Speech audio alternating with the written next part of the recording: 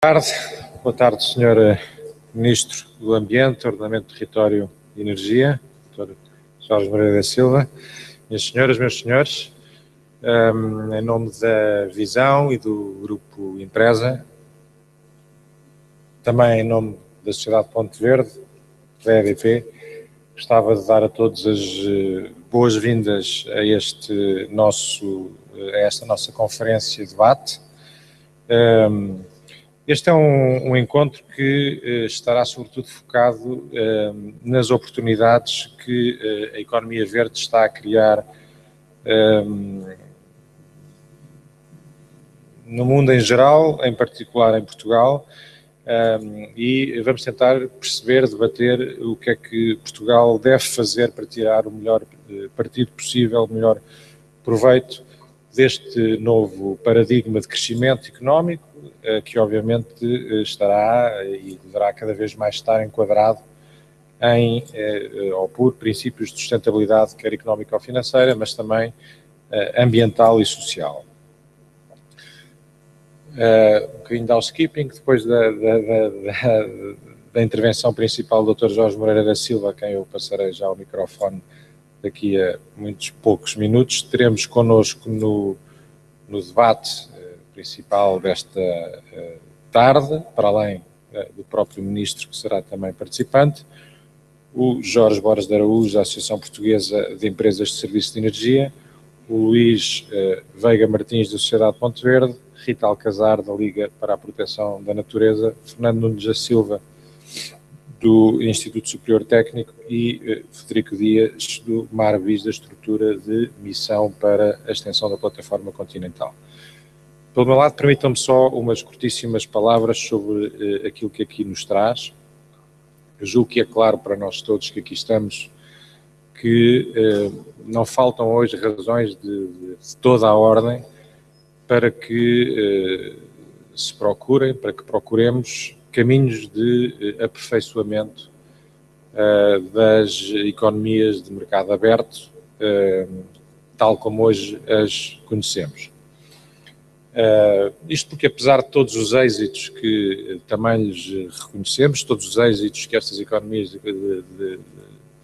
abertas do mundo ocidental nos trouxeram em termos de desenvolvimento económico e social, apesar de, também é bom lembrar isto de vez em quando, não termos ainda encontrado um modelo político e económico melhor do que aquele que temos hoje no Ocidente democrático, capitalista, a verdade é que o modelo em que vivemos, o modelo social, o modelo económico, o modelo político, precisa de ser rapidamente aperfeiçoado, se não reformulado, sob pena de poder caminhar para um esgotamento nestas várias frentes. O último relatório do painel intergovernamental para as alterações climáticas, que foi divulgado no final da semana passada, é de resto muito claro quanto às consequências de um modelo que não leve precisamente em conta esta sustentabilidade, este bem-estar do planeta. Nós temos à nossa frente provas várias e evidência da ameaça que constituem os fenómenos climáticos extremos, as secas, as cheias, as ondas de calor extrema, as subidas do nível do mar, a erosão costeira, etc. Aliás, ameaças a que Portugal é, ainda por cima, particularmente sensível. Sendo que ainda, agravante adicional destas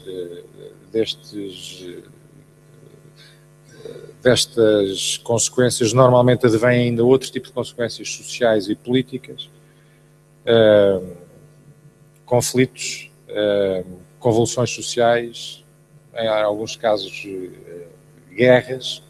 Tivemos um triste exemplo disso com a então chamada Primavera Árabe, que, como reconhecemos, de primavera teve pouco, e que, obviamente, entre outras causas, nasceu precisamente do fenómeno da fome, do fenómeno de uma queda de produção de cereais, que por sua vez foi originado por alterações climáticas. Eu julgo que nós vivemos hoje numa sociedade que está demasiado fechada na dimensão económico-financeira da gestão política, Vivemos numa sociedade que assenta também numa estrutura e num modelo empresarial muito focado aquilo que eu chamaria uma gestão de sucesso de curto prazo, e vivemos num modelo organizacional, social, territorial, muitas vezes desadequado, ineficiente e muitas vezes insustentável, quer do ponto de vista das finanças públicas, mas também do ponto de vista social, político e ambiental. E, portanto, nós precisamos de novos paradigmas de crescimento, e precisamos também de novos objetivos políticos que nós, como um povo, possamos prosseguir de forma coletiva. Julgo que isto, em Portugal, neste momento, é particularmente importante. Eu julgo que o conceito de desenvolvimento sustentável, nestas suas várias componentes, é um conceito que dá hoje, porventura, aquele que dá hoje melhor resposta a estes objetivos globais e que preenche esta necessidade de forma particularmente feliz quando pensamos num país como Portugal, por causa das nossas condições climáticas únicas, quer de sol, quer de vento, por causa da nossa riquíssima biodiversidade, por causa da beleza das nossas paisagens naturais, por causa da vastíssima extensão do mar que nos envolve, mas também é importante referi-lo por causa de um crescente know-how tecnológico, científico, em vários dos domínios da sustentabilidade, que nos permite que pensemos mais alto, que sonhemos mais alto. E julgo que tudo isto abre ao país um mundo novo de possibilidades e, felizmente, depois de aquilo que se poderia chamar uma distração, que é explicada pela crise económico-financeira dos últimos anos, este governo, e eu digo este governo e não este ministro, porque acho que isso seria manifestamente injusto, este governo, dizia eu, parece querer voltar a trazer o verde regresso para o centro das políticas públicas. Eu, enquanto gestor de um grupo de mídia, mas também, ou sobretudo, enquanto cidadão preocupado com o país, enquanto pai, saúdo este regresso às políticas de sustentabilidade. Mas saúdo também porque acredito no potencial económico que elas também encerram. Dito isto, também não escondo que espero que este regresso às políticas de sustentabilidade se possa fazer de forma gradual, de forma ponderada, na medida em que, obviamente, estas políticas têm sempre tanto de pau como de cenoura, nomeadamente em matéria fiscal, em matéria de incentivos ou penalizações fiscais, e julgo que debateremos isso hoje no debate, e também julgo que é notório, pacífico dizer que a economia portuguesa, as empresas e as famílias há muito atingiram o limite da sua capacidade de suportar a novos aumentos da carga fiscal global. Dito isto, este regresso digamos, do tema da sustentabilidade, do tema do verde à política nacional, é importante dizê-lo, acontece ao mesmo tempo que a Europa também, ela reforça os sinais de que está focada nas questões do ambiente. É um regresso assumido, é um regresso que é feito de forma estruturante, que é feito de forma estratégica, até preventiva, é um regresso que associa razões de autonomia energética com preocupações de natureza ambiental, é um regresso que tenta conciliar considerações de geoestratégia global com considerações ou com preocupações de relançamento económico. E como teremos seguramente a oportunidade de ouvir adiante, de forma seguramente mais sabedora e mais sustentada do que eu poderei fazer, esta economia verde, ao contrário da nossa economia mais tradicional, chamemos assim, está em franco crescimento e promete criar um conjunto significativo de empregos na Europa ao longo das 2 próximas décadas. E eu espero, obviamente, julgo que esperamos todos, que à nossa escala, à escala de Portugal, saibamos fazer exatamente o mesmo nos anos que aí vêm. E não é por acaso que, dito isto, esta visão verde de edição 2014 que hoje lançamos no mercado, e que já é a 8ª edição da visão que nós dedicamos ao tema do ambiente e do desenvolvimento sustentável, esta é uma marca da visão de que me orgulho particularmente, dizia, não é por acaso que esta edição tem por tema central o emprego verde. Vamos discutir as novas valências profissionais que as empresas procuram neste novo mercado de trabalho, também as oportunidades que se abrem de novos negócios para quem tenha espírito empreendedor e oportunidades que se abrem nos mais diversos setores, desde as atividades de ponta às atividades mais tradicionais. Dito tudo isto, o verde está, repito, de volta à política nacional. Esta é uma oportunidade que nós não podemos perder. Julgo que o mercado de emprego agradece, julgo que a economia agradecerá se essa política for feita de forma ela própria sustentada e inteligente. Estou seguro que o planeta agradece, estou seguro que os nossos filhos nos agradecerão um dia se lhes deixarmos como herança um planeta habitável e acolhedor. E, portanto, eu acho que o enquadramento para os nossos próximos anos está claramente desenhado. Vai ser esta procura constante de um crescimento muito mais racional, muito mais eficiente, muito mais sustentável do que aquele que, porventura, temos tido ou não tido. E julgo que o que nos deve motivar em Portugal nestes próximos anos, e a questão que de resto estará aqui em foco no debate de hoje, é precisamente a descoberta de quais são os caminhos que nos permitam, como portugueses, tirar o melhor proveito possível deste novo fôlego da economia verde a nível nacional e a nível europeu. Oxalá saibamos fazê-lo, é aquilo que eu francamente espero. Não vos roubo mais tempo, eu queria agradecer mais uma vez a vossa atenção, a vossa presença.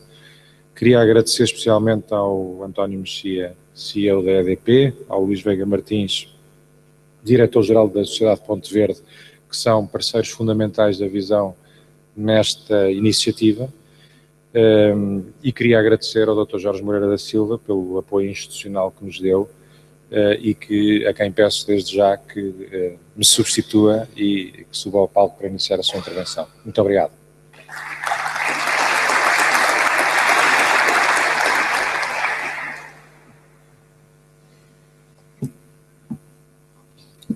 Meu caro Pedro Norton, António Mexia, Pedro Camacho, Luís Veiga Martins, todos aqueles que se envolveram na organização desta conferência e que a seguir participarão no painel, cumprimento e quero felicitar uma vez mais a visão pela edição que hoje fazem. Eu felicito apesar da entrevista que dei, não por causa da entrevista, já disse isto há pouco ao diretor da visão. Penso que é muito importante que também ao nível da comunicação social todos possamos fazer aquilo que devemos para projetar o tema do desenvolvimento sustentável como um tema que sai daquela caixinha onde muitas vezes nos pretendem colocar, que é dos custos de contexto.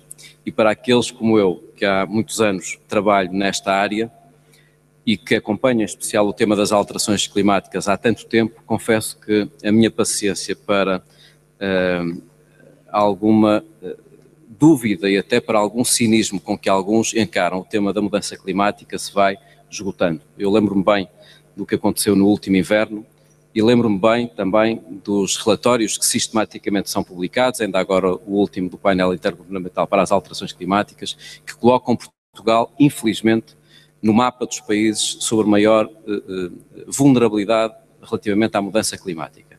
E, portanto, se tivéssemos que encontrar um país que deveria ter preocupações fortíssimas relativamente à mudança climática, esse país deveria ser Portugal, seja porque está no mapa daqueles que serão mais penalizados pelas consequências da mudança climática, seja porque somos um dos países que mais poderá vencer com a mudança de paradigma na medida em que temos talentos, recursos, infraestruturas para competir à escala global. E é por isso que me parece tão importante este tipo de discussões, como aquela que hoje fazemos, que não é sobre a temática da proteção ambiental, mas é sobre a nova estratégia de desenvolvimento que queremos para o país. O título é Crescimento Verde, mas também podia ser Crescimento e Emprego, ou Desenvolvimento Sustentável, ou Desenvolvimento Sustentado. Nós estamos basicamente a falar do mesmo. E eu gostava de começar pelo crescimento e depois ir ao verde, para que se perceba porque é que, do nosso ponto de vista, não é possível dissociar uma coisa da outra. Eu penso que hoje estamos todos empenhados, confrontados, sejam as empresas, sejam os cidadãos em geral e, obviamente, o Estado, com a vontade de, depois de um resgate difícil, mas bem sucedido, encontrarmos uma estratégia duradoura de crescimento e de emprego. Quanto a isso, eu acho que estamos todos de acordo, independentemente da família política ou partidária a que possamos pertencer, todos queremos crescimento e todos queremos emprego. Mas nem todas as estratégias de crescimento e emprego são sustentáveis e são sustentadas. E é por isso que é tão importante que se façam estes debates para que se não regresse a soluções que não são compatíveis com o nosso potencial e com os riscos que ainda enfrentamos no futuro. Isto é uma lógica de confundir crescimento com endividamento ou com alguma opção de irresponsabilidade orçamental. Eu penso que ninguém, no seu juízo perfeito, defende que essa opção seja de considerar. Nós sabemos que a nossa estratégia de crescimento terá de sempre compatibilizar responsabilidade orçamental com reformas e com investimento. Uma segunda opção, que é o de esperar que o contexto europeu melhore, ou que um investimento muito estruturante apareça, ou que o acaso resolva o nosso azar, também ninguém, penso que no seu juízo perfeito, defenderá uma solução que na prática depende dos outros, seja dos outros como investidores, seja dos outros enquanto parceiros europeus, seja dos outros em termos de acaso.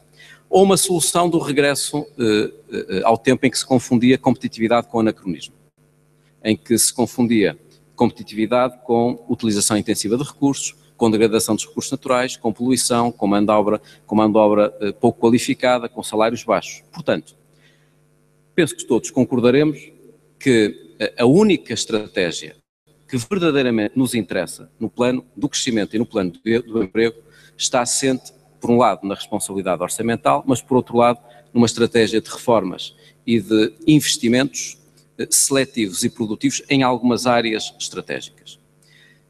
Eu não confundo áreas estratégicas com empresas estratégicas, mas existe necessidade de apostar em algumas áreas estratégicas, porque Portugal tem capacidade para vencer mais depressa se olhar para alguns setores do que para outros. Não estamos a dizer que se devam escolher empresas, pelo contrário. Estamos a dizer que a escolha de alguns setores, do ponto de vista das reformas e do ponto de vista do investimento, se quisermos, de alguns clusters, se quisermos convocar uma narrativa que já foi utilizada em Portugal, ou clusters ou setores estratégicos, bom, independentemente da semântica, existem áreas onde podemos crescer mais depressa do que noutras, porque se fizermos uma avaliação do nosso potencial e do nível de procura que existe à escala internacional, facilmente se conclui que uma dessas áreas é a área do ambiente, do ordenamento do território, da energia, da mobilidade sustentável, no fundo, daquilo que se designa pela economia verde. E, portanto, nós consideramos, de facto, que numa lógica de crescimento e emprego, o crescimento verde desempenha um papel central. E desempenha um papel que beneficia, julgo eu, da circunstância de se ter agregado ambiente, ordenamento do território e energia pela primeira vez num Ministério em Portugal e também, a nível europeu, de uma forma quase singular. Existem apenas 2 ou 3 países da Europa que têm no mesmo Ministério ambiente, ordenamento do território e energia. Eu julgo que para nós, independentemente de quem é Ministro, mas para Portugal isso é uma vantagem, porque pela primeira vez, isso é obviamente mérito do Primeiro-Ministro, que foi quem definiu esta orgânica, pela primeira vez conseguimos compatibilizar o tema da proteção de recursos com o efeito que isso poderá ter na nossa dependência energética do exterior e também no desenvolvimento de cidades mais sustentáveis, isto é, quando ordenamento de território e energia se projetam em termos das mesmas políticas públicas, obviamente todos temos a ganhar. Nesse sentido, justifica-se, portanto, esta lógica de colocar política industrial, conhecimento e crescimento verde no centro das nossas preocupações. Eu falarei aqui apenas do crescimento verde, mas o tema do empreendedorismo, do conhecimento, o tema da política industrial são tão importantes como o tema do crescimento verde nesta nova opção para as próximas décadas. Mas eu gostava de justificar porque é que, do nosso ponto de vista do Governo, é tão importante olharmos para o tema do crescimento verde. Por um lado, por razões de necessidade. Nós não podemos partir do pressuposto que das escolhas que fazemos em termos nacionais não depende a capacidade de influenciarmos o desenho global. Se todos pensarmos assim, não encontraremos nenhuma solução à escala global. E como ninguém está à espera de uma solução global que é imposta à escala nacional ou local, é bom que cada um faça aquilo que deve, do ponto de vista ético e numa lógica de solidariedade intergeracional. Desse ponto de vista, Portugal deve ter noção que a pressão sobre os recursos hídricos, sobre os bens alimentares e sobre a energia, tendo em atenção a evolução demográfica, conhecerá nas próximas 2 décadas níveis nunca verificados. Portanto, se há razão para nos mobilizarmos para o crescimento verde, essa razão está associada a um limiar de insustentabilidade que se projeta nas próximas décadas na área da energia, na área da água e na área dos recursos alimentares. Em segundo lugar, porque Portugal, depois de ter feito um trabalho muito relevante, atravessando vários governos na área do ambiente e do ordenamento do território e da energia, ainda assim enfrenta uma situação paradoxal de, apesar das muitas reformas, da grande evolução, conjugar nesta área grande potencialidade, bons resultados, mas ainda assim problemas estruturais. Eu darei alguns exemplos. Na área da água conseguimos atingir níveis que ninguém à escala internacional considerava possível em tão pouco tempo, de abastecimento através da rede pública de 95% dos cidadãos, 80% de tratamento de águas residuais, 300 praias com bandeira azul, 99% de água controlada e de qualidade. Portanto, grande evolução na qualidade e no acesso. Mas depois, se olharmos para a outra componente, verificamos que estamos numa dimensão de insustentabilidade económica ou financeira do setor das águas, com déficits tarifários de 600 milhões de euros, com dívidas dos municípios de 500 milhões de euros, com tarifas que não recuperam custos, com diferenças de tarifária entre interior e litoral de 1 para 2 até, ou de 1 para 3, portanto, grande potencial, grande evolução, mas muito trabalho ainda a fazer. Na área da energia, estamos a falar também de uma área que conjuga estas duas dimensões. Fizemos um trabalho notável ao nível da descarbonização da nossa produção de energia. Temos hoje níveis impressionantes à escala internacional de eletricidade renovável, quase 60% no último ano. Neste primeiro semestre, 70% de eletricidade renovável. Conseguimos reduzir a nossa dependência energética do exterior de 90% para 71% este ano. É o nível mais baixo dos últimos 20 anos em termos de dependência energética do exterior. Em 2005 estávamos a falar de 90%. Conseguimos atrair investimento, gerar postos de trabalho nesta área. Bom, mas do outro lado, ainda importamos 7 mil a 10 mil milhões de euros de combustíveis fósseis por ano.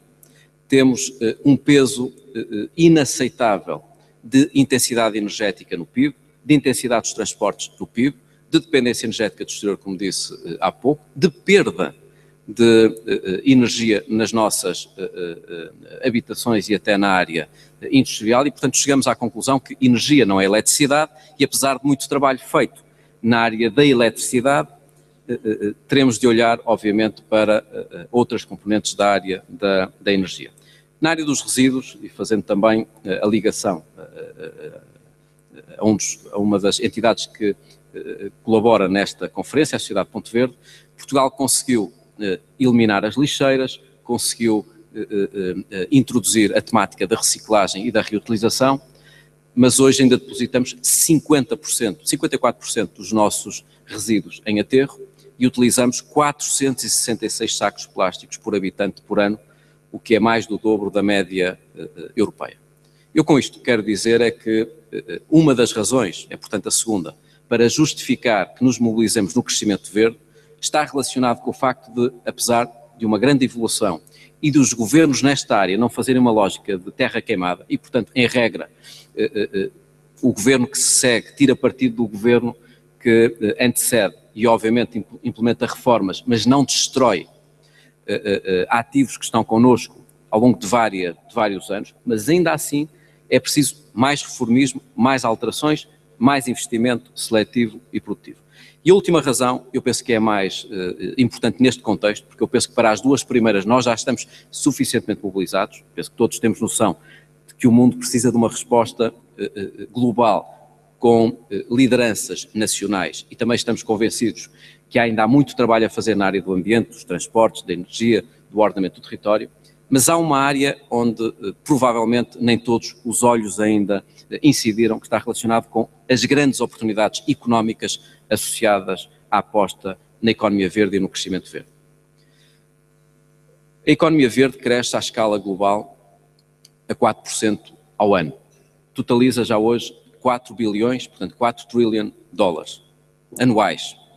Existe um nível de procura crescente de bens e de serviços verdes à escala internacional. A União Europeia precisará de novas infraestruturas e à escala internacional precisaremos, por exemplo, de 6 bilhões, portanto 6 bilhões de euros de investimentos em energias renováveis e 7 bilhões de investimentos em redes energéticas. Ora, numa fase em que a Europa vai precisar de mais bens e de mais serviços verdes, que o mundo vai precisar, em especial na área da água, dos resíduos e da energia, do saneamento, em especial nos países emergentes e nos países em vias de desenvolvimento, de mais bens e de serviços verdes, Portugal pode vencer. Porque nós temos, nesta área, instituições relevantes, empresas de grande qualidade, instituições científicas e da área universitária, dos institutos politécnicos com provas dadas, e investimentos em infraestruturas que estão feitos. Talentos que se vão desenvolvendo e, portanto, recursos naturais de que outros países não dispõem. Portanto, nós temos nesta área todas as condições para competir e para vencer. O que é que precisamos?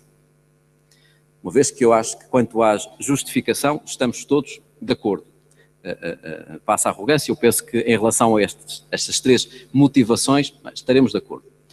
A questão agora é como é que isto se faz? Como é que o país pode olhar para o crescimento verde e dar garantias às atuais gerações, mas também aos nossos filhos e aos nossos netos, que vamos fazer aquilo que devemos, porque isso deve ser feito, mas também porque isto gera oportunidades económicas e de emprego. Penso que nós precisamos de ambição, de estabilidade e de previsibilidade. Ambição projetando novas metas nas várias áreas que possam dar aos investidores, à EDP, a todas as empresas que estão presentes na área da energia, na área dos resíduos, na área da água, na área dos transportes, a noção de que o país quer atingir determinadas metas e, portanto, que o investimento e o empreendedorismo têm um ambiente, um ecossistema previsível, na medida em que sabemos hoje aquilo que deve acontecer em 2020 e em 2030. E, portanto, é necessário ambição. Ambição projetada em várias áreas e no compromisso para o crescimento verde, que está em discussão pública, estão identificadas 13 metas nas várias áreas que projetam mais ambição.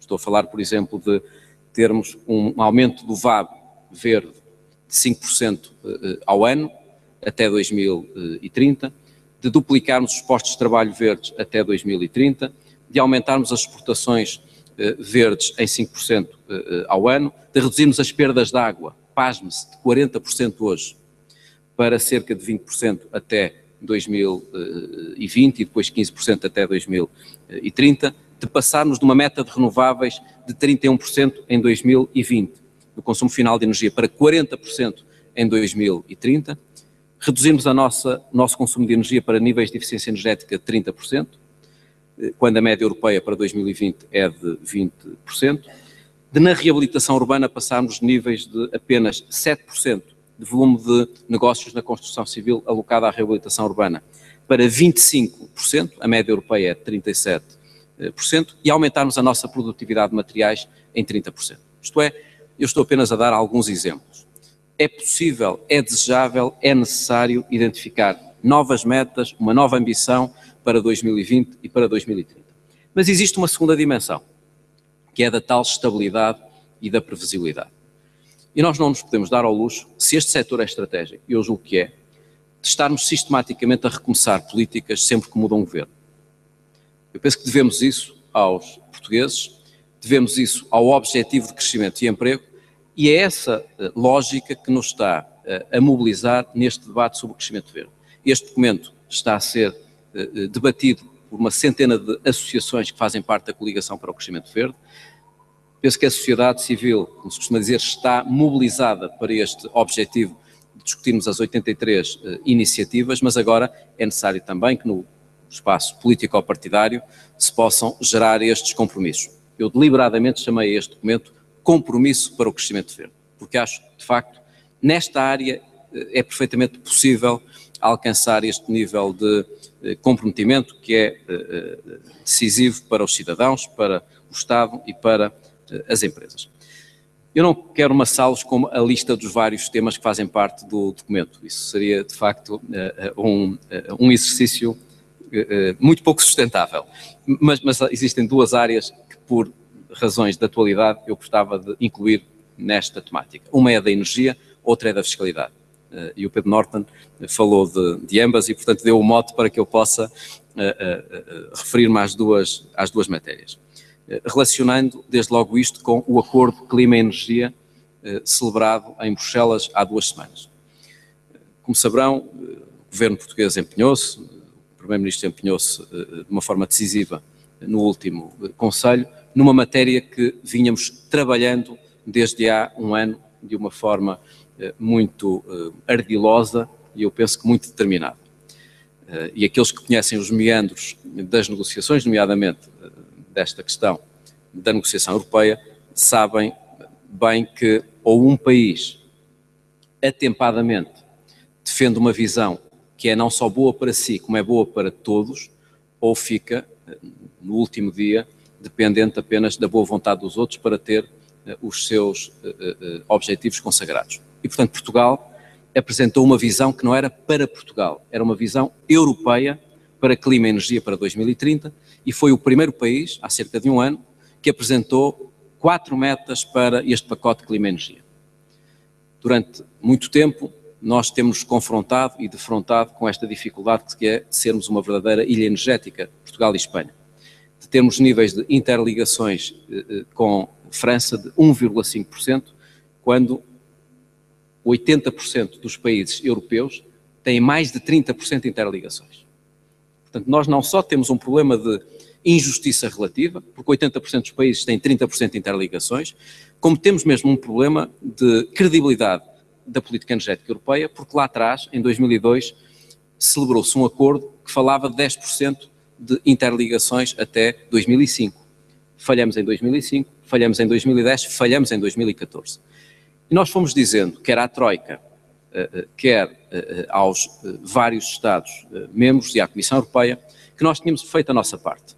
Portugal fez a sua parte reduzindo custos, reduzindo 3.400 milhões de euros nos custos do setor elétrico, criando condições para sermos o 3º melhor país do mundo em política climática, sermos um campeão das energias renováveis, reduzimos a nossa dependência energética de 90% para 70%, mas agora falta a Europa. Não é possível pedir a Portugal que vá mais longe na redução de custos aos consumidores ou que vá mais longe na política de renováveis e de redução das emissões, quando a política energética europeia terminava nos Pirineus. E nesse contexto dissemos desde o início, e portanto não foi há uma semana ou 2, dissemos há um ano, que para nós o pacote clima e energia deveria ter como pré-condição a inclusão das interligações. E foi a primeira vez que conseguimos, no tema renováveis, CO2 e eficiência energética, incluir as interligações. As interligações habitualmente eram tratadas numa caixinha à parte das infraestruturas europeias e desligadas destes pacotes clima-energia para 2020 e agora para 2030. Desde o início dissemos, muito bem, queremos mais renováveis, 40%, queremos menos CO2, 40%, queremos mais eficiência energética, 30%, mas queremos também mais interligações. E durante vários meses conseguimos, porque apresentamos uma visão que não era apenas boa para Portugal, mas boa para a Europa, ir convencendo todos os países, ao ponto de, no último Conselho Europeu, e depois nos Conselhos de Energia já temos feito o mesmo, o Primeiro-Ministro ter, obviamente, dito de uma forma clara que não haveria acordo, uma vez que a regra da unanimidade teria de se verificar se as interligações não fossem garantidas. E penso que encontramos um bom acordo que vai determinar a política energética portuguesa e europeia nos próximos 20 anos. Eu penso que nós vamos, não o digo por fanfarronice, mas acho que vamos beneficiar muito nos próximos anos da decisão do dia 23 de outubro de 2014. Primeiro porque a Europa vai poder ter uma voz em 2015 em Paris e seria muito difícil convencer a Índia, a China, o Brasil, o México, a África do Sul e por aí adiante, e os Estados Unidos, a avançarem para um acordo em Paris em 2015, sucessor do Protocolo de Quioto, se o bloco político que resgatou o Protocolo de Quioto não tivesse feito a sua parte a tempo de 2015. E, portanto, penso que esta decisão é boa para mobilizar a comunidade internacional para o acordo em 2015. Mas também porque com as interligações, e o objetivo que está previsto é 10% de interligações em 2020 e 15% em 2030, e mais do que uma meta vinculativa, temos um processo vinculativo em que a Comissão Europeia está obrigada a encontrar fontes de financiamento necessários para realizar estas interligações. Portugal posiciona-se como um fornecedor de eletricidade renovável para a Europa. Estamos, portanto, a falar de uma completa alteração de paradigma. De um país que cumpria metas exigentes, que cumprindo metas gerou emprego e reduziu a sua dependência energética do exterior, para um país que não só vai fazer isso, como mais do que isso, vai poder ajudar os outros países a cumprirem as suas metas de renováveis de CO2, a um custo mais baixo para esses países, porque não têm nem o recurso nem em quantidade nem em qualidade como temos, mas ao mesmo tempo fazendo beneficiar a economia portuguesa, porque vamos atrair investimento, vamos atrair projetos e vamos criar emprego. O mesmo acontecerá no gás. Não temos falado tanto no gás, mas é também relevante que se possa associar o tema do gás a esta decisão.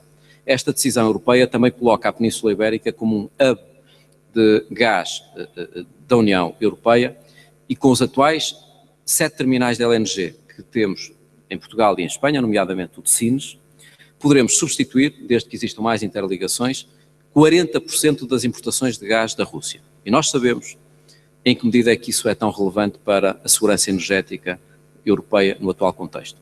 A Europa depende em quase 50% do gás da Rússia, sendo que 60% desse gás atravessa a Ucrânia. Se a Europa quiser assegurar níveis de segurança energética adequados, terá obviamente de diversificar as fontes de abastecimento. Ora, neste contexto, a Península Ibérica é parte da solução. Nós não temos nenhuma dependência do gás da Rússia, zero.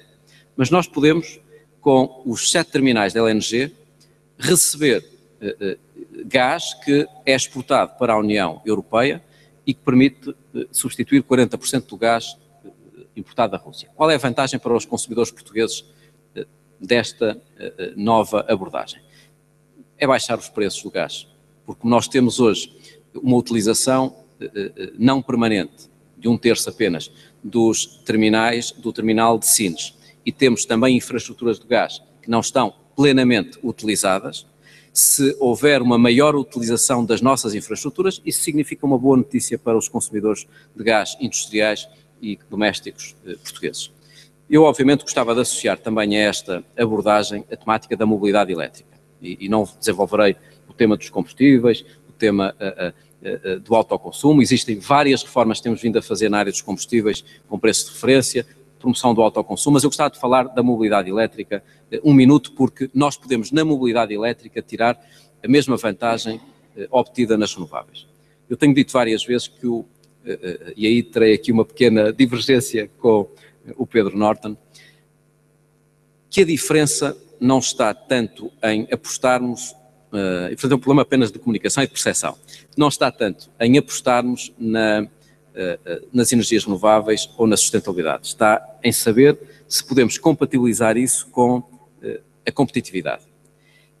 E o Governo, embora provavelmente não devesse ter deixado na comunicação política de falar tanto de renováveis, não pôs de modo algum em causa a aposta nas renováveis. Nós atingimos um nível recorde o ano passado de instalação de megawatts, 1.400 megawatts, nos últimos 3 anos 2.400 megawatts, não houve nenhuma alteração da meta das renováveis e conseguimos fazer algo que aqui bem perto de nós isso não aconteceu, compatibilizar renováveis com redução de custos.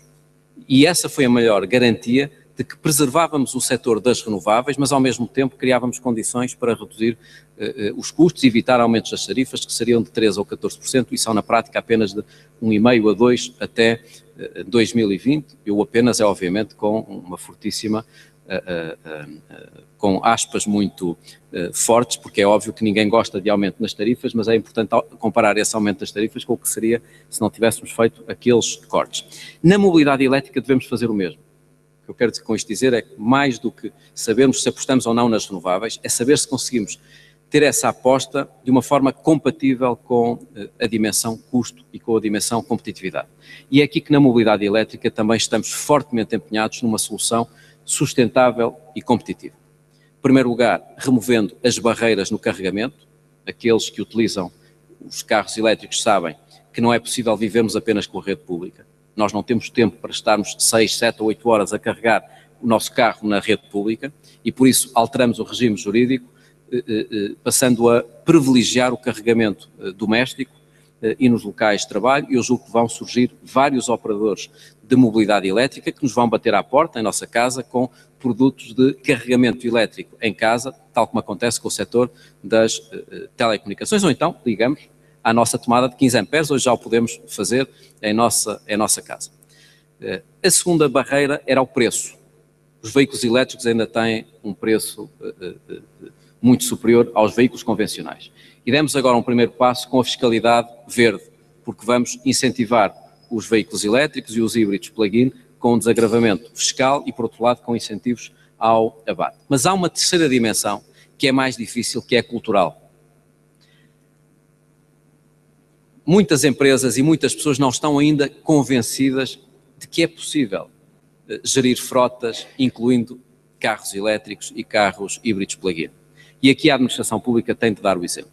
Como aconteceu na eficiência energética, também aqui devemos dar o exemplo e a razão pela qual neste documento, no Compromisso para o Crescimento Verde, está previsto que gradualmente até 2020 se incluam 1.250 veículos elétricos híbridos plug-in na administração pública para substituir vários milhares de veículos e que esses veículos vão ser geridos em frota, não de uma forma individual em que cada departamento ou cada pessoa tem um carro, não. Vai haver uma gestão integrada dessa frota e penso que isso é uma forma de demonstrar depois à população quanto é que poupamos. Do nosso caso, eu e os 3 secretários de Estado estamos a fazer esse exercício nos últimos 3 meses e conseguimos poupar 70% ou 80% do que gastávamos com os veículos convencionais. Isto é, hoje temos uma frota no protocolo celebrado com a Associação Portuguesa de Veículo Elétrico, em que 17 veículos vão rodando, 5 de cada vez, um para cada gabinete, o meu e o dos 3 secretários de Estado, elétricos, um híbrido plug-in para as deslocações maiores, e chegamos à conclusão que se poupam 70% ou 80% com estes veículos, o que prova que é possível. Eu não entro num carro que não seja elétrico ou híbrido plug-in há mais de 3 meses no Ministério e espero que agora isso possa ser expandido. Eu sei que a intervenção já vai longa, mas não resisto, obviamente, a deixar uma palavra sobre a fiscalidade verde, embora tenha a certeza que o tema da fiscalidade verde vai ser seguramente um dos temas agora da nossa discussão. Porquê é que nós nos lembramos da fiscalidade verde? Porque é que, de repente, Portugal começou a falar de fiscalidade verde? Eu acho que é uma das coisas que lá em casa as pessoas se questionam, lá o crescimento verde ainda vá, o compromisso para o crescimento verde também, falar das renováveis também nos parece bem, mas porquê é que agora metem os impostos nesta história? Eu acho que é importante que se possam dar 2 ou 3 números e depois perceber a situação em que estamos. Em 95, Portugal tinha a 4ª carga fiscal ambiental mais elevada da União Europeia, em termos de pesos relativos, isto é, na repartição entre fiscalidade sobre o trabalho, fiscalidade verde e fiscalidade das empresas, tínhamos o quarto peso mais elevado da fiscalidade verde quando comparada com as outras áreas da fiscalidade. Hoje estamos em 14º lugar. Quer isto dizer que os impostos verdes baixaram? Não. O que quer dizer é que os impostos sobre o trabalho e sobre as empresas aumentaram muito mais do que os impostos verdes. O que é que queremos fazer? Baixar impostos, claro. Quem é que não quer baixar impostos? Estamos totalmente de acordo que a descida de impostos é um objetivo que deve mobilizar toda a sociedade e por isso a redução da despesa é tão importante e o crescimento económico também é tão importante. Mas sobrava uma pequena questão, que era, e se não conseguirmos baixar os impostos no próximo ano? Podemos ter uma fiscalidade mais inteligente ou não? Vamos nos limitar à conversa de mais ou menos impostos ou vamos tentar, mesmo num contexto de neutralidade fiscal, aumentar os impostos para baixar outros? E a resposta do Governo foi sim, devemos tentar, por via da fiscalidade verde, substituir outros impostos. Sobrava uma outra questão, mas vamos com isto matar a economia e a retoma? Bom, e por isso é que fomos estudar. Não nos limitamos a pegar numa listinha que organizações internacionais fizeram de novos impostos que deviam ser lançados sobre a economia portuguesa. Criamos esta comissão independente, liderada pelo Jorge Vasconcelos, que durante 10 meses não só identificou uma lista potencial de impostos verdes, como fez uma avaliação de impacto económico e social desses impostos. E chegou-se à conclusão que, desde que a neutralidade fiscal fosse garantida, isto é, que a receita da fiscalidade verde fosse usada para desagravar impostos verdes e para desagravar outros impostos, e portanto que não servisse apenas para arrecadar receita, que o dividendo seria triplo, que haveria um benefício ambiental, na dependência energética e nas emissões, um benefício económico, com mais PIB, e um benefício no emprego. Logo, agora a questão é saber se gostamos da fiscalidade verde ou não. Portanto, partindo do pressuposto que ela é neutral, que a avaliação de impacto diz que ela é positiva no PIB e positiva no emprego, e existem resistências ou não? Claro que existem resistências, mas é possível projetarmos um modelo de desenvolvimento do país apenas olhando para o déficit e para a dívida? Isto é, ninguém se preocupa com a nossa dependência energética do exterior. Acham que é possível termos competitividade, crescimento e emprego quando o país importa 7 mil a 10 mil milhões de euros de petróleo todos os anos? Quando perde 40% da água que distribui? Quando utiliza 466 sacos plásticos por ano por habitante? Quando é um dos países com maior intensidade energética no PIB e com maior intensidade dos transportes no PIB? Bom, eu julgo que não. Portanto, apesar da controvérsia, apesar da contestação, apesar de algum conservadorismo que sempre existe nestas coisas, porque estamos a falar de mudança e de reformas, e eu acho que a controvérsia é boa, é positiva, porque é discutindo que podemos avançar, nós estamos de consciência tranquila na medida em que esta reforma foi feita com todos os cuidados de neutralidade e de avaliação de impacto. Obviamente que esta é uma matéria que deve projetar-se para além de 2015 e por isso estamos muito empenhados no âmbito do Governo para, com o Parlamento e com os vários partidos, poder celebrar aqui também um acordo, porque não cabe na cabeça de ninguém que a fiscalidade verde vá mudando ao longo dos anos. O que é importante é projetarmos na taxa do carbono, na taxa sobre os sacos plásticos, no ISV, no desagravamento dos impostos sobre os veículos híbridos e elétricos híbridos plug-in, no financiamento da conservação da natureza, estabilidade e previsibilidade, e eu não perdi a esperança se o país conseguiu ter um acordo no IRC, e isso foi bom para a nossa economia, que na fiscalidade verde, que tem a ver com o nosso futuro, com os nossos filhos, com os nossos netos e com o novo modelo de desenvolvimento, que se encontre qualquer pretexto para não alcançar um acordo. E eu peço desculpa porque sei que falei muito tempo, mas obviamente estou também muito interessado agora na fase mais importante, que é a do painel e a do debate. Muito obrigado.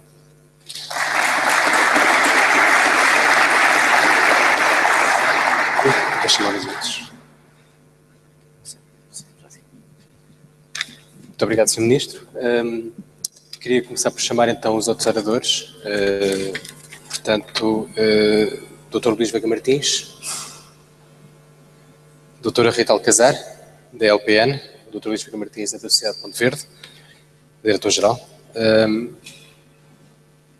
o professor Fernando Nunes da Silva, professor do Técnico, o engenheiro Jorge Borges de Araújo, presidente, aliás, da APES, Associação de Empresas de Serviços de Energia, e o professor Frederico Dias, que é o coordenador do projeto MARBIS. Sr. Ministro, eu gostava de começar por... Eu conheci-o em 2009, em Copenhague. Falou agora com muito otimismo da Conferência das Partes de Paris, 2015. Em 2009, se bem me lembro, também na mesma Conferência das Partes, estava muito otimista. O que é que o leva a acreditar mais agora num bom resultado, sendo que nós lembramos o que é que foi Copenhague, que realmente pode fazer chegarmos a um acordo que não aconteceu há 5 anos? Muito bem, Luís. Além de ser está provado um otimista incorrigível, eu penso que temos boas razões para isso. Primeiro porque os dados que vamos tendo da mudança climática são impressionantes. Mais do que tínhamos em 2009, mais do que tínhamos em 2008, 2007. Cada relatório que sai, como dizia o Pedro há pouco, novos relatórios que vão saindo, vão agravando, por um lado, sinais e vão principalmente dando mais solidez às estimativas. A questão não é saber se vai haver ou não aumento do nível da temperatura e da subida do nível do mar e o surgimento de fenómenos climáticos extremos, é o grau de probabilidade de ocorrência. E hoje os estudos apontam não só por uma grande probabilidade de ocorrência, mas principalmente justificam que aquilo que aconteceu nos últimos anos já está relacionado com a mudança climática. Isso não acontecia. Eu lembro, também nos conhecemos, discutimos noutras alturas, eu lembro quando estava no Parlamento Europeu em 99 e tinha, nessa altura, como relator permanente para as alterações climáticas, a responsabilidade de não só fazer lá o sistema de comércio de emissões, mas também representar o Parlamento Europeu nas negociações sobre o protocolo de Kyoto. Eu lembro que aí a grande fratura era científica. Uma parte do planeta e uma parte dos nossos interlocutores não acreditavam na mudança climática. Isso está arrumado. Eu não conheço hoje ninguém, ao nível de chefes de Estado e de Governo, não falo de ministros do Ambiente, mas chefes de Estado e de Governo, que não considerem que está a ocorrer e que será grave. A segunda questão são as empresas. As empresas do setor energético, do setor ambiental, têm mostrado que é possível baixar custos, cumprir metas e gerar emprego. Portanto, a mudança climática é não só urgente, como é gerível e pode ser custo-eficiente. E essa é também uma dimensão relevante quando se toma a decisão. Depois vão saindo relatórios. O relatório Stern, eu acho que foi fundamental, que prova que estamos a falar de uma relação de 1 para 20 em termos de custo e benefício, mas também relatórios recentes que dizem que nem sequer temos que inventar muito. Se nós olharmos para 4 políticas, isso é suficiente para, em vez de termos um aumento das emissões de 3,4 gigatoneladas, ter uma redução de 1,4. E as 4 políticas são eficiência energética, eliminação ou redução forte dos subsídios ao setor petrolífero, que tem hoje subsídios à escala mundial 5 vezes superiores ao das energias renováveis. Em terceiro lugar, limitar centrais a carvão que não sejam limpas. E em quarto lugar, limitar na extração de combustíveis, reduzir a metade as emissões na extração de combustíveis, aquele efeito de flaring. E, portanto, não estamos a falar sequer de ficção científica, de tecnologias disruptivas, estamos a falar de coisas que existem hoje. Portanto, eu estou convencido que alcançaremos um acordo em 2015. A cimeira que o secretário-geral Ban Ki-moon organizou há 3 semanas em Nova Iorque foi muito positiva. O presidente americano, o vice-presidente chinês e o presidente indiano assumiram um compromisso firme de apresentarem metas vinculativas no início do próximo ano. A União Europeia fez agora a sua parte. Eu espero, obviamente, que esta matéria possa ter um bom resultado. Estou muito mais otimista agora do que estava em 2009. Então, Sr. Ministro, muito obrigado. Ia pegar no número que há pouco disse na sua intervenção, 54%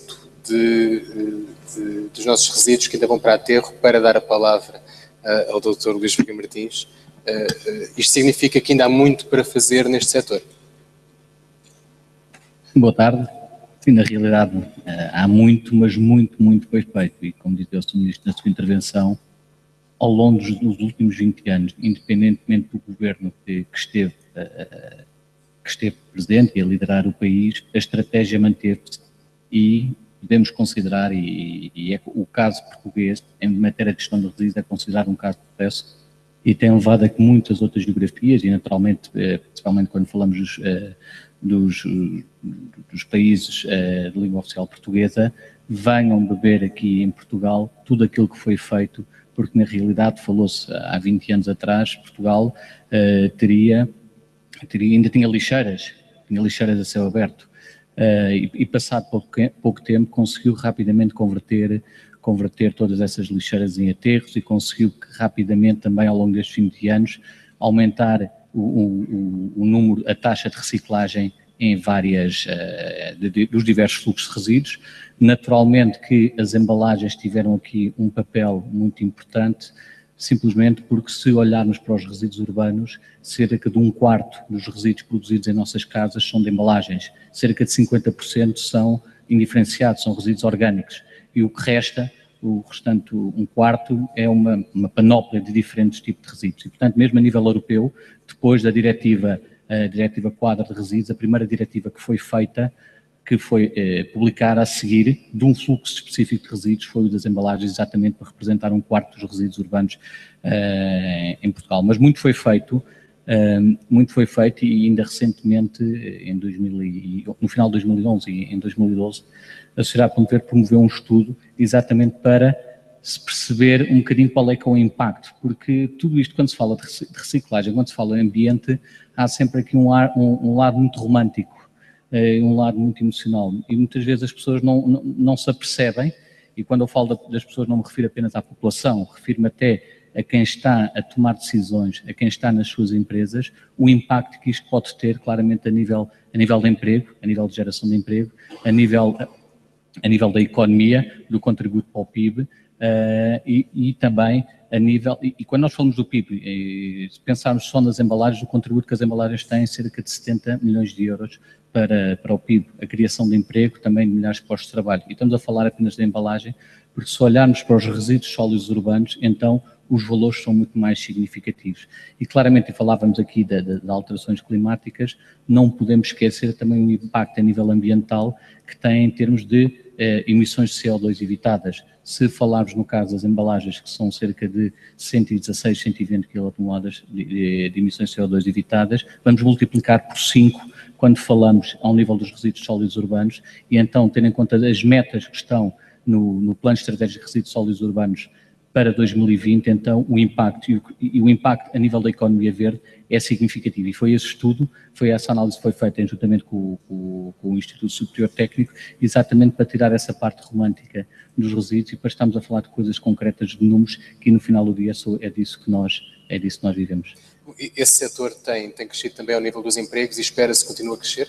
Continua a crescer, de acordo com o estudo que foi feito na altura ao nível dos resíduos sólidos urbanos e do impacto do PERSU, a criação líquida de emprego é de cerca de 22% entre 2012 e 2020. Claramente é um bom exemplo daquilo que pode, este setor dos resíduos, e refiro-me apenas aos resíduos, o impacto que tem em termos da economia verde. Eu gostava agora de passar a palavra à doutora Rita Alcazar, da LPN, para voltar a trazer a conversa a falar de romântico, que é a biodiversidade. A biodiversidade, apesar de tudo, Portugal, juntamente com a Espanha, tem uma biodiversidade riquíssima, o que nos dá também uma responsabilidade acrescida. Nós temos sabido cuidar e temos sabido estar à altura dessa responsabilidade e também, de outra forma, o que é que uma biodiversidade bem tratada, bem cuidada, pode trazer à economia de um país? Bem, efetivamente, a biodiversidade talvez seja o lado mais romântico e mais bonito da nossa natureza, sendo que Portugal, de facto, tal como a Espanha, a Grécia e a Itália, que estão na bacia do Mediterrâneo, fazem parte de um dos hotspots de biodiversidade que nós temos no mundo. Quando nós pensamos em biodiversidade, talvez Portugal não seja o país que nos vem em primeiramente, pensamos se calhar nas planícies africanas, com os grandes mamíferos, ou na Amazónia, mas em Portugal nós temos, assim, em números redondos, sem contarmos com os invertebrados, que são os insetos pequeninos, mais de 5.000 espécies.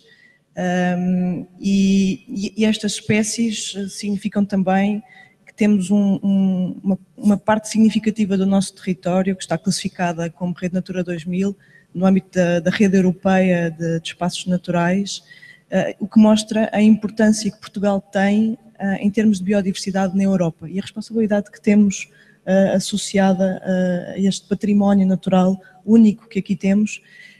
Basta lembrarmos que temos o felino mais ameaçado do mundo, aqui em Portugal, o lince ibérico, a 7ª ave de rapina mais ameaçada, a águia imperial ibérica, também no nosso país, para não falar de uma série de outras plantas e animais que só existem aqui neste país e que não ocorrem noutros locais. É por isso um património de facto muito, muito valioso e que tem um grande potencial. Por um lado, se nós pensarmos só no setor primário, é um setor que não foi muito falado aqui hoje, se pensarmos no setor primário com a floresta, com a agricultura, temos, por exemplo, na floresta uma árvore que é o sobreiro, que nos dá um bem preciosíssimo, também que contribui muitíssimo para o nosso PIB, a cortiça, que já começa a ter uma utilização mais valorizada, não só naquela componente mais do revestimento térmico, mas também da moda, da decoração de interiores, portanto, utilizações mais modernas deste recurso. Se pensarmos na agricultura, temos, por exemplo, associado muito à agricultura extensiva que nós temos na grande maioria do nosso território rural, muita biodiversidade, que significa também bens alimentares de maior qualidade, com melhor contributo para a saúde pública. Depois, se entrarmos já no setor terciário, por exemplo, na componente do turismo, temos aqui também toda uma mais-valia, que não é só para os territórios mais rurais e menos urbanos. Se nós pensarmos, Lisboa, esta grande metrópole, tem 4 grandes áreas naturais aqui envolvidas. Temos o estuário do Tejo, o estuário do Sado, com uma biodiversidade de zona úmida muitíssimo grande. Temos também a Serra de Sintra e a Serra da Arrábida, também elas com uma grande biodiversidade. Basta nós pensarmos que Sintra, que é um dos locais turísticos mais visitados do nosso país, que tem todos aqueles monumentos muitíssimo valiosos em termos de património cultural, se calhar não teria o mesmo enquadramento se não fosse aquelas bonitas paisagens que ali temos da serra e aquele clima tão especial.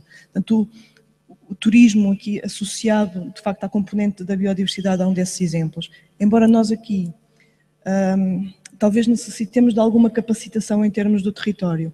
Já existem algumas infraestruturas no território, aqui o estuário do Tejo, por exemplo, tem uma dessas infraestruturas para a visitação, para a observação de aves. Só para termos uma noção, no mundo existem mais de 100 milhões de observações de aves dentro do turismo da natureza, portanto, o volume potencial de turismo que nós temos aqui associado é de facto muito grande. Só na Europa e só no Reino Unido, mais de 3 milhões de observadores de aves que já nos visitam com alguma regularidade.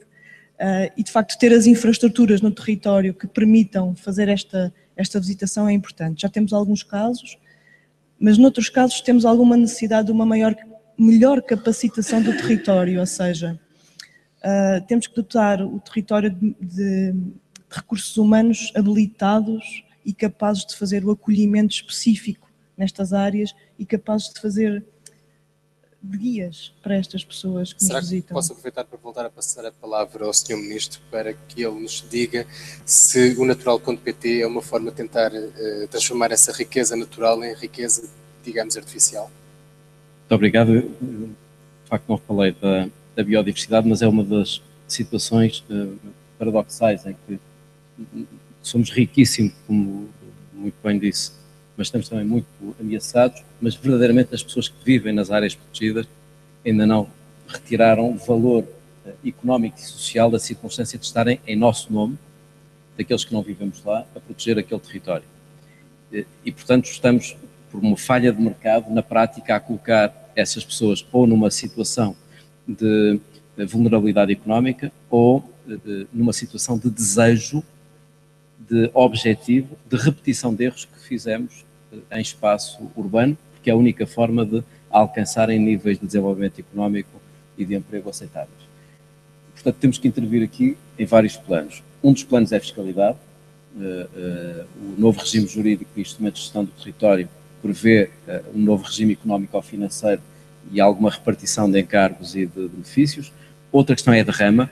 É uma das matérias que não tem sido falada nesta fiscalidade verde, mas há lá uma proposta que deixa, obviamente, muito zangados alguns municípios onde estão as sedes sociais das empresas, porque está previsto que a derrama seja destinada aos municípios onde existem maior utilização de recursos por parte das empresas, isto é, se o volume de negócios de uma empresa forem mais de 50% dependente de uma utilização de recursos naturais ou de tratamento de resíduos, essa derrama deve ir integralmente para esse município. É evidente que este é um jogo de soma nula, em que alguns municípios vão perder, outros vão ganhar, designadamente do interior, mas é um dos efeitos que pode ser positivo para a biodiversidade. Outra é a questão dos sacos plásticos. Nós estamos a utilizar uma parte da verba dos sacos plásticos para reforçar os projetos de conservação da natureza. E outra questão é o que disse há pouco o Luís, é o natural.pt. Existe uma rede de áreas protegidas, mas não existe uma rede de empresas e de atividades nas áreas protegidas. E criamos agora este natural.pt, que é na prática a gestão de uma marca, não é uma marca, é a gestão de uma marca que vai permitir a todas as atividades que se desenvolvem numa área protegida beneficiar desta economia de escala, de atração de investimento, de algumas sinergias, para, no fundo, podermos compatibilizar esta ideia das pessoas poderem realizar-se económica e socialmente com o objetivo de preservarmos estes recursos. Mas eu penso que se tivermos que encontrar uma área relativamente à qual ainda não conseguimos encontrar uma solução eficiente que compatibilize ambiente com economia, com emprego, é a área da biodiversidade. Até porque ainda não conseguimos, como sabe, dar um verdadeiro valor económico à biodiversidade. Quanto é que vale uma árvore para a purificação da água, para a purificação do ar, para a fixação de minerais? É este exercício Stern, The Economics of Ecosystems and Biodiversity, que vamos fazer em Portugal. Testar numa área que é São Mamede, qual é o efeito económico, quanto é que vale a proteção da biodiversidade, para depois podermos internalizar essa externalidade na nossa economia. Mas isto dava conversa para um dia inteiro. Vamos então agora mudar de tema. Eu gostava de perguntar ali ao professor Nunes da Silva se a mobilidade nesta era do petróleo se não é que contribui mais negativamente para o ambiente e para já tem muito pouco para oferecer, portanto é um passivo ambiental. É possível mudar esse paradigma? E quanto tempo demorará de mudar esse paradigma? Não, possível é, porque já algumas pessoas o mudaram e, portanto, nós não temos que ter esperança nisso. Antes de responder, não queria deixar de felicitar os organizadores desta iniciativa e também aquilo que o Sr. Ministro aqui nos trouxe na sua primeira intervenção, me pareceu bastante interessante nesta matéria. Bom, o problema da mobilidade, eu penso que exatamente nesta área há um campo de negócio, porque é disso que estamos aqui a falar, um campo de negócio extremamente interessante pelo seguinte, é que, tendo em conta o que é a herança da ocupação do território e o que é que foram as mudanças nos modos de vida nas últimas décadas, hoje em dia não é possível nós satisfazermos as nossas necessidades de deslocação sem utilizarmos uma multitude muito grande de modos de transporte e sem podermos facilmente mudar de um modo de transporte. Nós pensámos que resolvíamos o problema com um automóvel para cada pessoa, ou para cada família. Este foi um bocado o paradigma que havia nos anos 60, 70, com toda a época de ouro. E, portanto, de facto, o automóvel dá um grau de liberdade enorme, já toda a gente sabe o que é que isso significa, não vale a pena perder muito tempo acerca dessa matéria, e, portanto, chegou-se muito. E houve países, inclusivamente, que aboliram praticamente toda a oferta de transporte coletivo. O transporte coletivo era uma espécie de transporte social para quem não tinha ainda o acesso ao automóvel e focalizou toda a sua política, quer ao nível da infraestrutura, quer ao nível da organização do próprio território, a partir do automóvel. Depois chegou-se à conclusão que já não é possível isso. E mais, os chineses, aliás, estão a aprender isso a uma velocidade impressionante, porque de cada 5 anos visito algumas das principais cidades chinesas e é impressionante ver o nível de congestionamento aumentar, o nível de poluição aumentar e as pessoas a queixarem-se de que aquilo já está a introduzir deseconomias no próprio funcionamento da economia do país. E já estão arrependidos, por exemplo, de terem eliminado as vias dedicadas a bicicletas que tinham anteriormente para aumentar as faixas de rodagem para os automóveis. E, portanto, hoje já se percebeu que as necessidades de deslocação não é compatível com ter o automóvel para toda a gente a circular ao mesmo tempo, sempre que quiser. Mas também, felizmente, já se começou a perceber que todas as políticas muito ideológicas de diabolizar o automóvel e de tentar banir o automóvel do nosso cotidiano estavam vocacionadas ao fracasso, a não ser que houvesse mudanças políticas extremamente grandes. Na Coreia do Norte estou convencido que é possível desenvolver esse tipo de políticas. Numa democracia ocidental não acredito. E, portanto, há aqui que saber gerir os vários modos de transporte. Isto significa dois palavrões em termos da gíria dos transportes, que é multimodalidade e intermodalidade. O que é que isto quer dizer? Muitos modos de transporte para eu os poder utilizar em função da pressa que tenho, da distância que quero percorrer, com quem é que vou, se levo bagagem ou não levo, etc. Para onde é que vou, para que sítio é que vou. E, por outro lado, uma grande facilidade de mudar de um modo para o outro.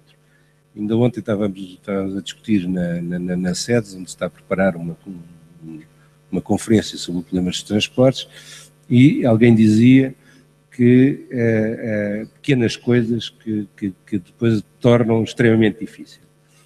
Uma pessoa que mora na margem sul e que quer ir de comboio para Braga tem uma dificuldade enorme, porque a zona de correspondência principal em termos de automóveis ou de autocarros é em Sete Rios, e em Sete Rios é onde não param os comboios que vêm da margem sul por uma questão de ligação entre concorrência entre a Fertagos, que é privada, que é um operador privado, e a CP, que é um operador público.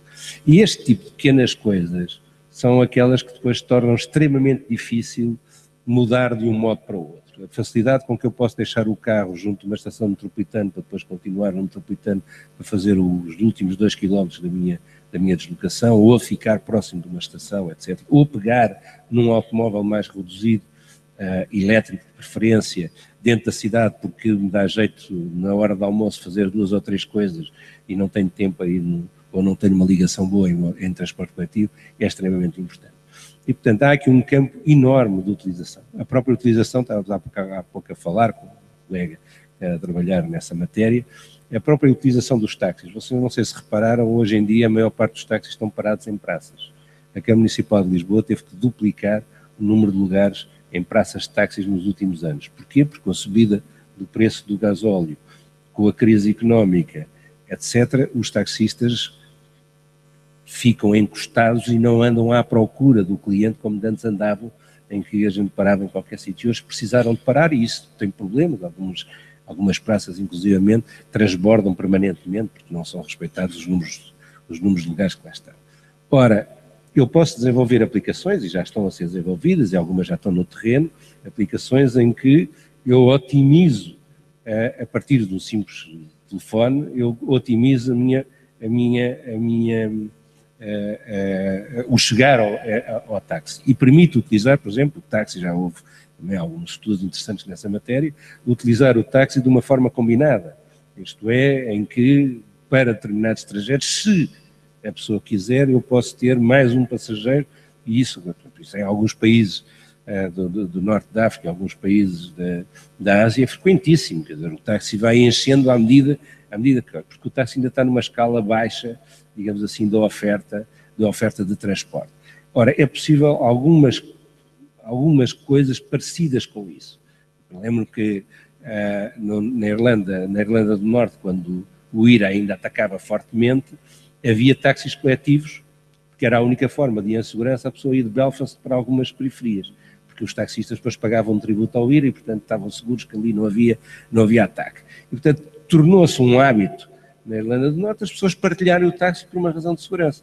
Eu acho que não estamos a falar de asiáticos ou de africanos, estamos a falar de europeus. Portanto, eu creio que é possível, com a habilidade, engenho e inovação, fazer muito na área da mobilidade e há campos de negócio para o fazer. Há oportunidades que podem, ou seja, não é só uma questão de solucionar um problema, mas também há oportunidades económicas que se podem... Claramente acerca disso. Agora, há aqui um problema de partida muito complicado. E é aí que penso que o Estado, nas suas diferentes áreas de intervenção, seja ao nível central, seja ao nível local, pode jogar um papel. E essa questão passa por três aspectos fundamentais. O primeiro é suprimir algumas barreiras instaladas. Por exemplo, um táxi coletivo não é possível de fazer hoje em dia com a legislação que regula o transporte de automóvel de passageiros. Tão simples quanto isto. Portanto, há determinado tipo de características que não permite isto. Por exemplo, mudar a frota dos táxis mais poluentes para veículos elétricos esbarra com uma coisa, é que o gasóleo desconta no IVA das empresas de táxi, a energia elétrica consumida não desconta nem na produção de táxi. Portanto, são pequenas coisas destas que impedem ou que dificultam ou que fazem com que as pessoas desmoreçam e não queiram ir mais longe. Segundo, por exemplo, outra coisa que há muito tempo que se anda a tentar fazer, que é eu ter um cartão único que me permita fazer o transporte de em qualquer operador, inclusivamente com o estacionamento. Portanto, o mesmo cartão paga o estacionamento e paga qualquer modo de transporte. Você, neste momento, tem países europeus, como, por exemplo, a Holanda e a Bélgica, que são umas coisas absolutamente espantosas, em que eu tenho um passe de transporte holandês que me serve na Bélgica. Porquê? Porque eu vou numa rede urbana até ao comboio, apanho o comboio que passa a fronteira e depois na cidade belga utilizo o transporte coletivo. Isto é feito com um cartão que permite fazer isto com operadores privados. Portanto, o problema nem sequer se põe a este nível. Portanto, a tecnologia existe, sabe-se como se fazer. Agora, exige o quê? Exige uma autoridade pública que diga aos senhores, meus amigos, é assim que se faz. Porque por si só eles não vão lá. Porque há um custo inicial de adaptar os sistemas de bilhética, porque o problema da repartição é um problema complexo. Não é? Não se esqueça que eu tenho que estar a repartir receitas sem saber quem é que pagou e com uma fiabilidade enorme. Por exemplo, isso já existe.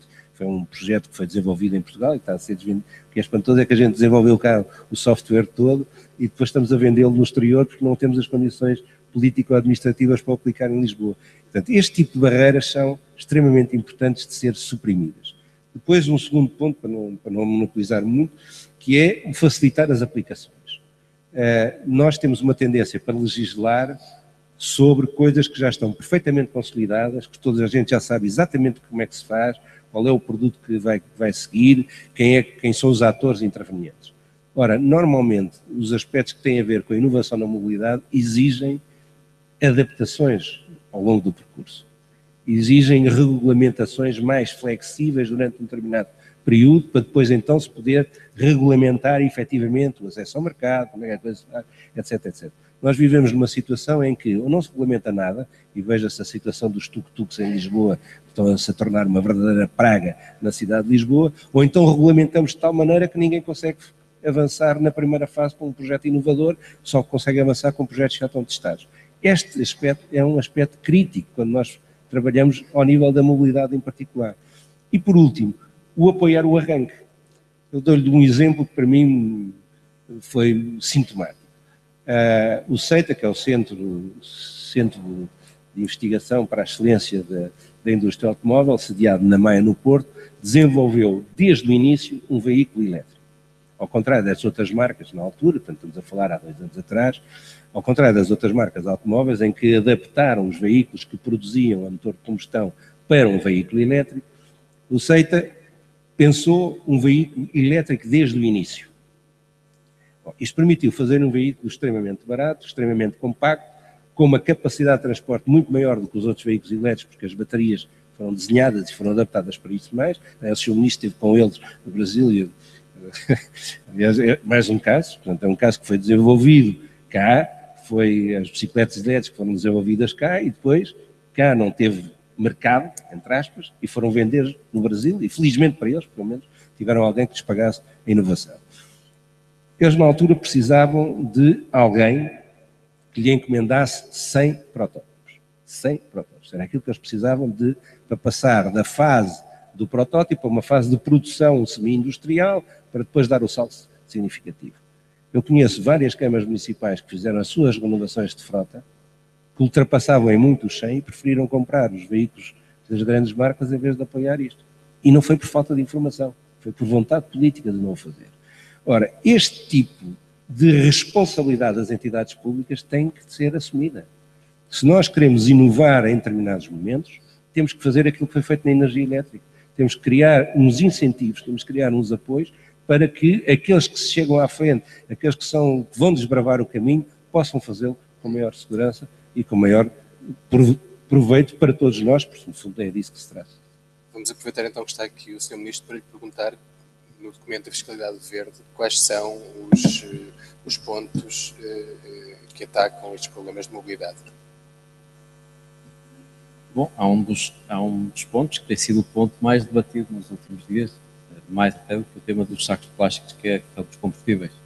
De facto, o sinal de preço é um sinal que contribui para a reorientação de comportamentos. Ninguém aumenta preços de combustíveis por querer castigar a população, isto é, os impostos verdes têm, como diz um fiscalista, acho que é o professor Carlos Lobo, ouviu dizer no outro dia, têm uma vocação de se autodestruírem, porque o objetivo do imposto verde não é que a pessoa pague o imposto, é que deixe de praticar aquela atividade ou a reduza. Isto é, o objetivo de tributar os sacos plásticos não é que as pessoas paguem pelos sacos plásticos, é que deixem de usar os sacos plásticos e usem sacos reutilizáveis. No tema dos transportes, o objetivo também é esse, ao aumentarmos na taxa de carbono em 1%, portanto 1,5 cêntimo, o preço da gasolina e no gasóleo, o objetivo é que todos nos possamos ajustar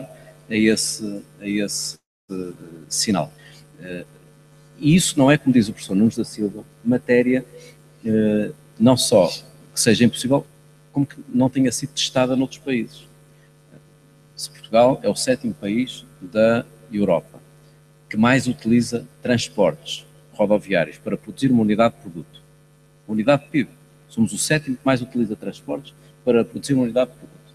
Somos o 10º a utilizar energia para utilizar uma unidade de produto. Significa que temos muito caminho a fazer em termos de eficiência para utilizarmos menos energia para produzir uma unidade de produto. Portanto, a fiscalidade verde em si mesma cria condições para a reorientação de comportamentos de quem produz e de quem consome também na área da mobilidade. Mas eu não queria que ficasse a ideia de que a fiscalidade verde só procura promover a substituição de veículos, porque isso seria de facto um erro. Estaríamos a substituir uns veículos por veículos mais limpos, mas não resolver o problema de congestionamento urbano. Portanto, é evidente que o objetivo da fiscalidade verde não é apenas incentivar os carros elétricos ou os carros híbridos plug-in, é no fundo que as pessoas possam utilizar mais os transportes públicos e menos o transporte individual. E a fiscalidade é um elemento decisivo na reorientação de escolhas. O Dr. António Mexia está aqui, pode falar do que aconteceu na área da eletricidade. O preço conta mesmo na escolha que as pessoas fazem, todos nós sabemos isso nas nossas casas e nas opções que fazemos nas empresas. A crise económica dos últimos 3 anos deu origem a uma fortíssima quebra no consumo de energia.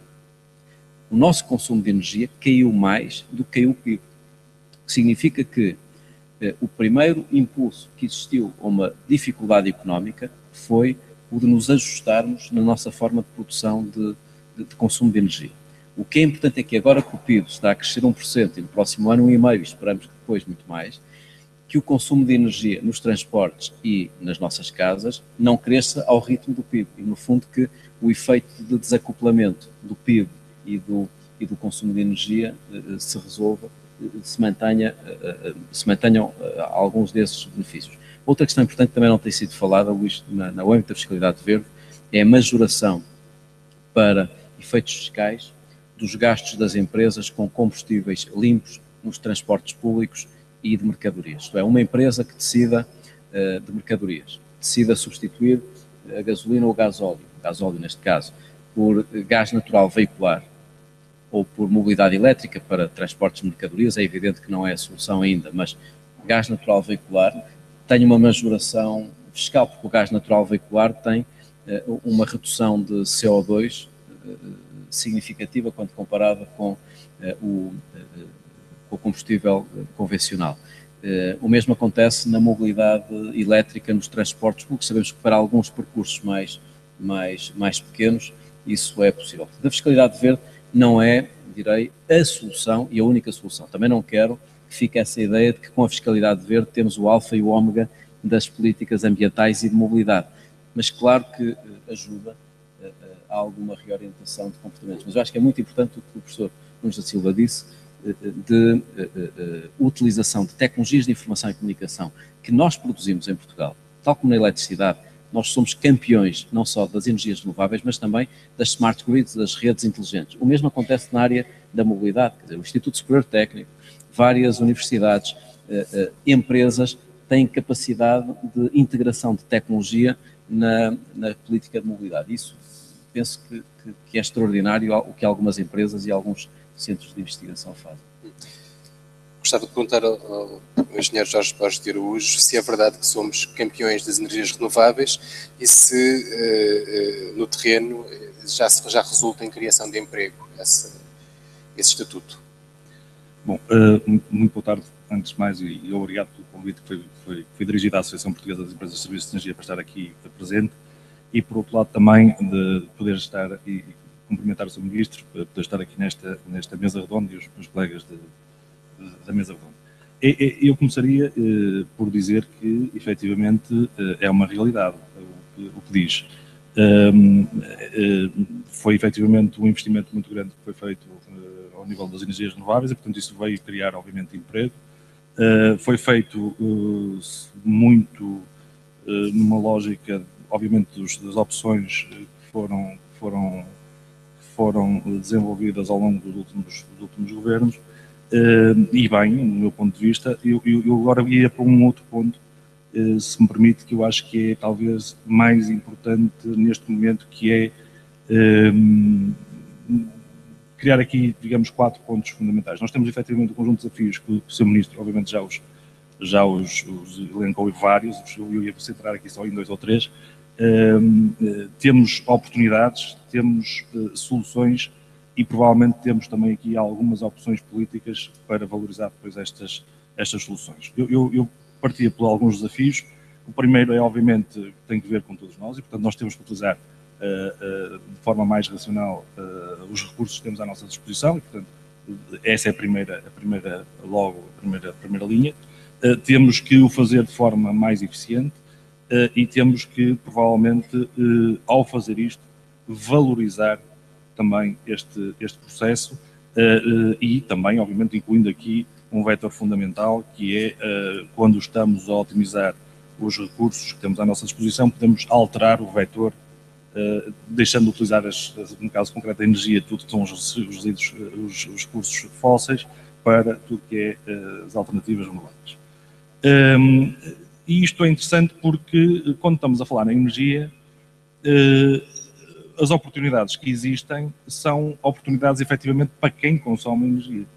Se pusermos isto do ponto de vista das indústrias, dos vários setores da atividade industrial, comercial, serviços, quando optamos por ser mais comedidos na utilização deste recurso que é a energia, quando optamos por sermos mais eficientes, ou quando optamos por produzir a nossa própria energia, por exemplo, agora com a questão do autoconsumo, provavelmente estamos a reduzir consumos, a reduzir custos com energia e estamos a tornar-nos mais competitivos. E, portanto, esta questão da energia acaba por ser, efetivamente, algo bastante interessante deste ponto de vista e que tem-se, obviamente, e tem sido, de alguma forma, também vinculada por vários intervenientes políticos, mas tem que ver, efetivamente, com esta promoção da eficiência energética, das questões associadas à racionalização da energia, da utilização de energia, e que isto cria um valor acrescentado às empresas que o possam fazer. Eu acho que falta ainda aqui uma valorização deste processo, ou seja, todos os consumidores, e nós estamos provavelmente aqui nesta sala, certamente seremos mais racionais, seremos mais eficientes, se por alguma razão houver também aqui algum tipo de valorização, e particularmente das empresas. E concordo com o que disse, isto é, obviamente, com o que disse o Sr. Ministro relativamente à sua última intervenção, no que diz respeito a valorizar efetivamente este ponto, não só criar, digamos, imposto para quem, entre aspas, é o prevaricador, mas também valorizar, por outro lado, quem efetivamente contribui ativamente com esta questão. E eu acho que esta parte é, digamos, aquela que tem que ver com com esta questão das oportunidades que efetivamente existem, e esta valorização vai ser também, obviamente, importante. As soluções, elas existem. Ou seja, nós temos um conjunto de empresas hoje no mercado em Portugal que adotam, no caso concreto, as associadas da própria APES, que adotam um modelo bastante interessante de, junto das empresas consumidoras de energia, promoverem a eficiência energética, eventualmente alterando equipamentos, colocando as instalações mais eficientes, tornando o consumo de energia, reduzir o consumo de energia, e isto sem, digamos, um custo ou um investimento dessas próprias empresas.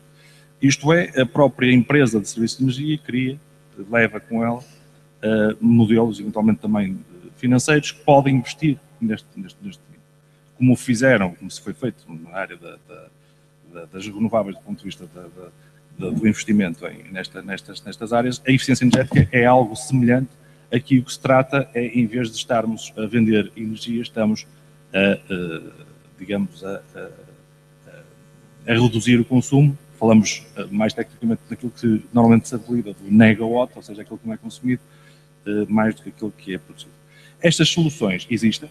Estas soluções, e no caso estamos aqui na EDP, é uma das empresas que promove também, e é associada da APES, e que promove, obviamente, também isto junto dos seus clientes, como todas as outras empresas da associação, mas sentimos todos, talvez, não sei, depois o Dr. António Mexia que saberá melhor, mas sentimos todos de alguma forma que é preciso ainda valorizar este processo, ou seja, dar aqui um incentivo do ponto de vista da valorização, que obviamente que as questões pela via dos impostos é interessante, mas a via dos impostos tem sempre um problema associado que depende da opção política na altura, naquele momento e naquele ano. E, portanto, poderá haver aqui outro tipo de mecanismos que possam ser interessantes para valorizar. Muito bem, vamos deixar o Sr. Ministro responder. A eficiência energética, ainda temos muito para fazer, um longo caminho a percorrer nessa área. Muito obrigado. A intervenção que o Dr. Borges Araújo faz permite ligar o tema da eficiência energética para um tema que eu ainda não tinha abordado, que tem a ver com a fiscalidade verde depois de 2015. Confesso que esta foi provavelmente a dificuldade maior que tivemos, a ponderação maior que tivemos que fazer do ponto de vista da neutralidade fiscal, da estratégia de neutralidade fiscal, que era saber se deveria ir tudo para o IRS, como acabou por ser a opção, os 150 milhões de euros líquidos da fiscalidade verde deveriam ir totalmente para o IRS, desagravando através da alteração do quociente familiar, ou se deveríamos parcialmente alocar esse valor às empresas. E entendemos que depois da descida do IRC do ano passado, 2014, e novamente em 2015, que o primeiro desagravamento fiscal novo que pudesse ocorrer, a partir da fiscalidade verde, deveria ser alocado ao IRS, portanto às famílias. Mas que de futuro, e por isso ficou uma norma programática na reforma da fiscalidade verde, no diploma que está na Assembleia da República, de futuro, a receita da fiscalidade verde, que é crescente, porque a taxa de carbono está indexada ao valor do mercado e a taxa de carbono vai crescendo até 2030, e portanto até 2020, até 2030, vai haver receita fiscal nova, que se devem, em exercícios futuros, não só usar essa receita para desagravar mais o IRS, mas também para créditos fiscais às empresas na área da eficiência energética. Outra questão importante tem a ver com a barreira que existe da eficiência energética relacionada com tesouraria. Eu penso que todos nós estamos convencidos lá em casa que a eficiência energética compensa. Compensa mesmo, é fazer os cálculos, tem um payback de 2, 3, 4 anos, às vezes ainda mais curto, mas o problema é a barreira inicial do financiamento. As pessoas, obviamente as famílias estão muito descapitalizadas e não é por não saberem fazer as contas que não investem em eficiência energética. Sabem que compensa, mas não têm, obviamente, a capacidade inicial para fazer esse investimento. E por isso é que agora, nos novos fundos europeus, no Portugal 2020 e no Programa Operacional de Sustentabilidade e Uso de Eficiência de Recursos, vamos, entre eficiência energética na habitação e reabilitação urbana, criar instrumentos financeiros que totalizam mais de 1.000 milhões de euros e que estão destinados às empresas e aos cidadãos, e que depois, articulados com fundos do Banco Europeu de Investimento e com fundos privados, poderemos estar a falar de 2 mil milhões ou 3 mil milhões de euros ligados à eficiência energética e à reabilitação urbana. E isto vai permitir dinamizar uma outra coisa, que é a matéria que preocupa muito, obviamente, a APES, que é o mercado das ESCO, das empresas de serviços de energia. Porque nós, basicamente, o que esperamos não é que o cidadão faça apenas as suas contas e avance para investimentos, é que exista um mercado de empresas que nos batam à porta dizendo, olha, eu tenho aqui uma solução que substituir as suas janelas por vidros duplos, impermeabilizar a casa, introduzir painéis solares para aquecimento térmico. A nossa solução custa tanto, isto tem um payback de X e, portanto, desde que a empresa possa estar articulada com estes fundos, o cidadão precisa também de ter, obviamente, este interlocutor de mercado. Mas o mercado não existe enquanto não existirem as fontes financeiras que permitam a estas empresas ter um músculo para poder avançar. Portanto, eu penso que é preciso trabalhar ao nível da legislação das empresas de serviços de sistema, é preciso trabalhar com estes instrumentos financeiros e é preciso, obviamente, trabalhar ao nível da fiscalidade verde. Mas nós não tínhamos ainda falado, de facto, suficientemente da eficiência energética. Eu tenho que pedir desculpa, já pedi desculpa ao Luís e peço-lhe também desculpa porque é o único que eu não vou poder ouvir e o tema que traz ligado ao mar é ainda por cima muito relevante. Eu vou ter de ir a correr para a Leiria para uma outra sessão. Peço desculpa a todos, mas em especial ao único que eu não consegui ouvir e agradeço uma vez mais a todos e em especial à Visão e à EDP que nos acolhe por esta conferência que me permitiu explicar um bocadinho melhor as nossas motivações. Obrigado, nós. Muito obrigado e bom trabalho. Obrigado. Boa viagem. Carro elétrico.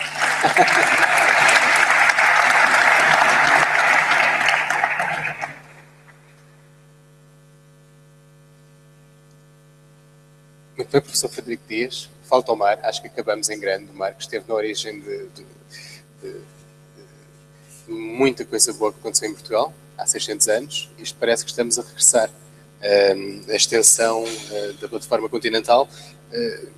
Gostava de lhe perguntar se há um outro mundo para descobrir no fundo desse mar.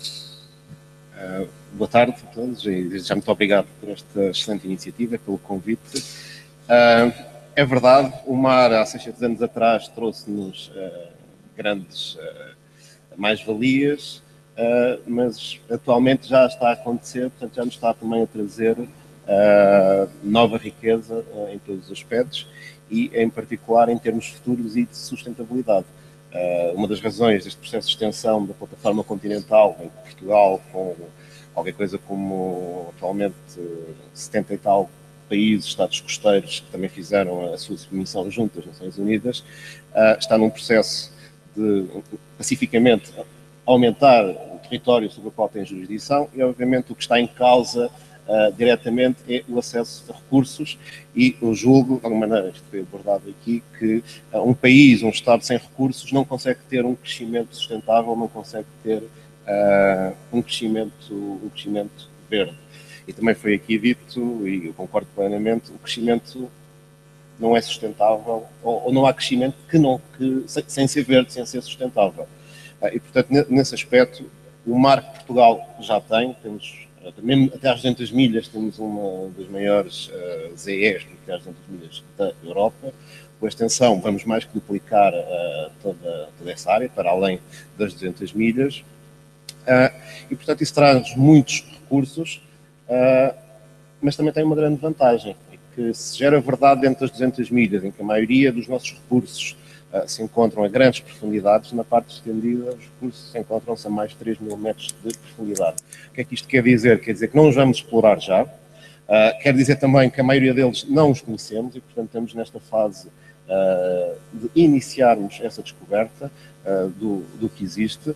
Isto vai ser um trabalho para as próximas gerações, para o futuro, e o que nós já sabemos é que estamos a falar de recursos não vivos, recursos minerais, essencialmente, que muitos deles, a nossa eletrónica depende de uma série de recursos que se estão a esgotar à superfície da Terra e que já sabemos que existem em quantidades interessantes do que nós vimos, apresentando grande potencial em termos de exploração futura. A integridade do oceano não pode estar em risco com essa exploração. Pronto, é nesse sentido que eu disse que sem recursos, se não tivermos recursos, está em risco de certeza. Por outro lado, dado o tempo que vai decorrer até iniciarmos essa exploração, portanto, o início dessa exploração não vai ser imediata, vai demorar alguns anos, vai ser feita a médio e longo prazo, e portanto quer dizer que temos tempo para aprender com os erros do passado. Esta iniciativa, esta discussão já é isso que de facto está a acontecer. Estamos a discutir, enfim, para além do que fizemos mal, o que é que agora podemos e devemos fazer bem, e portanto há tempo para isso. Há tempo para, no presente, preparar o futuro, que são as próximas gerações. E além disso, também é a minha convicção que, além da parte dos recursos minerais, o grande ativo estratégico que nós temos no nosso oceano são os recursos vivos.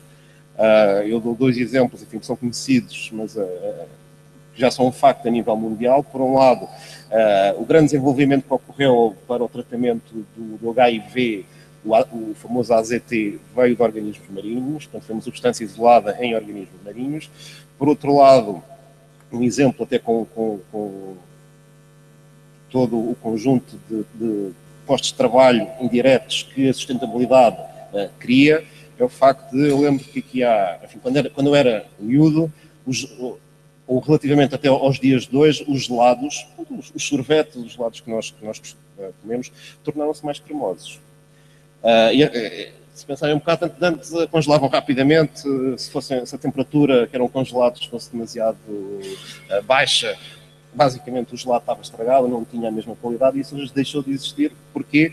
Porque os gelados, a maioria deles atualmente têm uma substância, uma enzima, que foi isolada nos peixes de águas frias, que essa substância encontra-se no seu sangue, que é um anticongelante, faz com que o seu sangue não congele nas temperaturas negativas onde se deslocam. E, portanto, ao isolar esse produto biológico, em termos do nosso conforto, da nossa fruição de algo como o gelado, portanto, não só os gelados se tornaram melhores, passamos a consumir mais gelados e, portanto, toda a gente ganhou com este processo, além de que o importante é isolar o composto. Depois isso é desenvolvido em laboratório, nem sequer é preciso estar depois a ir apanhar o peixe. É replicado mais tarde. É replicado, e até hoje em dia começa-se a conseguir melhorar eventualmente a própria substância. E, portanto, para além, foi aqui referido a parte romântica da biodiversidade. Eu sou um desses românticos, de facto, enfim, a parte romântica é sinal que nós, seres humanos, gostamos do que é belo, portanto, é bom sinal esse romantismo,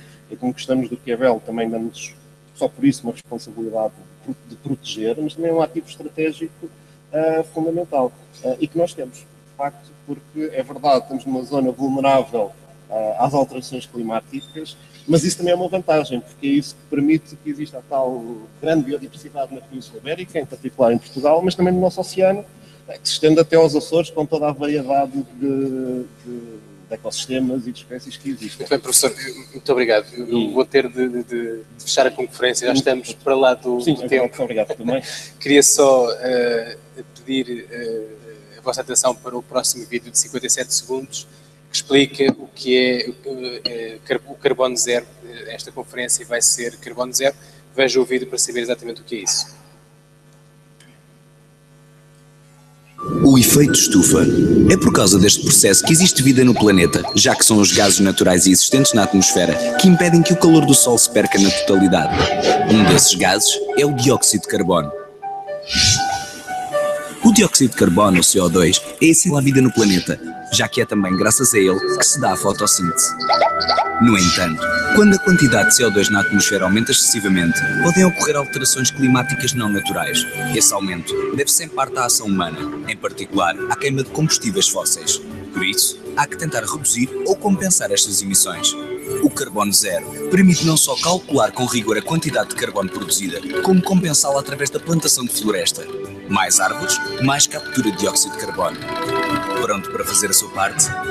Carbono Zero, a marca pioneira em Portugal no cálculo e compensação das emissões de CO2.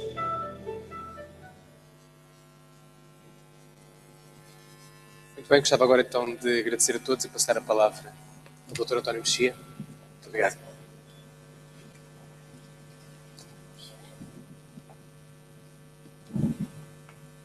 Resta-me 5 minutos para encerrar. Pessoas irem. Eu acho alguns dos pontos que eu gostaria de sublinhar. Primeiro, eu comecei com um papelinho também que trazia, em que queria separar a palavra crescimento da palavra verde, que nem sempre está conotada com aspectos positivos e de crescimento rentável. E é justamente mostrar que só existe crescimento se ele existir neste conceito de sustentabilidade. A política a nível europeu tem estado excessivamente concentrada na macro, isto aliás foi sublinhado aqui também pelo nosso amigo Pedro Norton. As empresas demasiado preocupadas com o curto prazo e falta claramente uma visão mais micro e uma visão de longo prazo.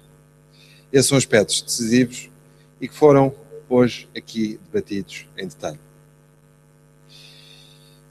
A questão é de que o crescimento sustentável e tudo aquilo que está associado muitas vezes a esta alteração de preços relativos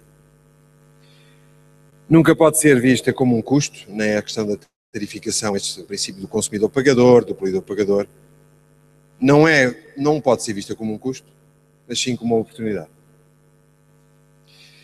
E infelizmente ainda há um número muito substancial de pessoas que vende esta narrativa antiga de que a competitividade é efetivamente ainda com baixos custos e com um CO2 de graça, e isto é verdadeiramente dramático, é estúpido e dramático para Portugal. Porquê? Porque este conceito de desenvolvimento sustentável é qualquer coisa de absolutamente transversal e toca naquilo que são os fatores de competitividade neste século.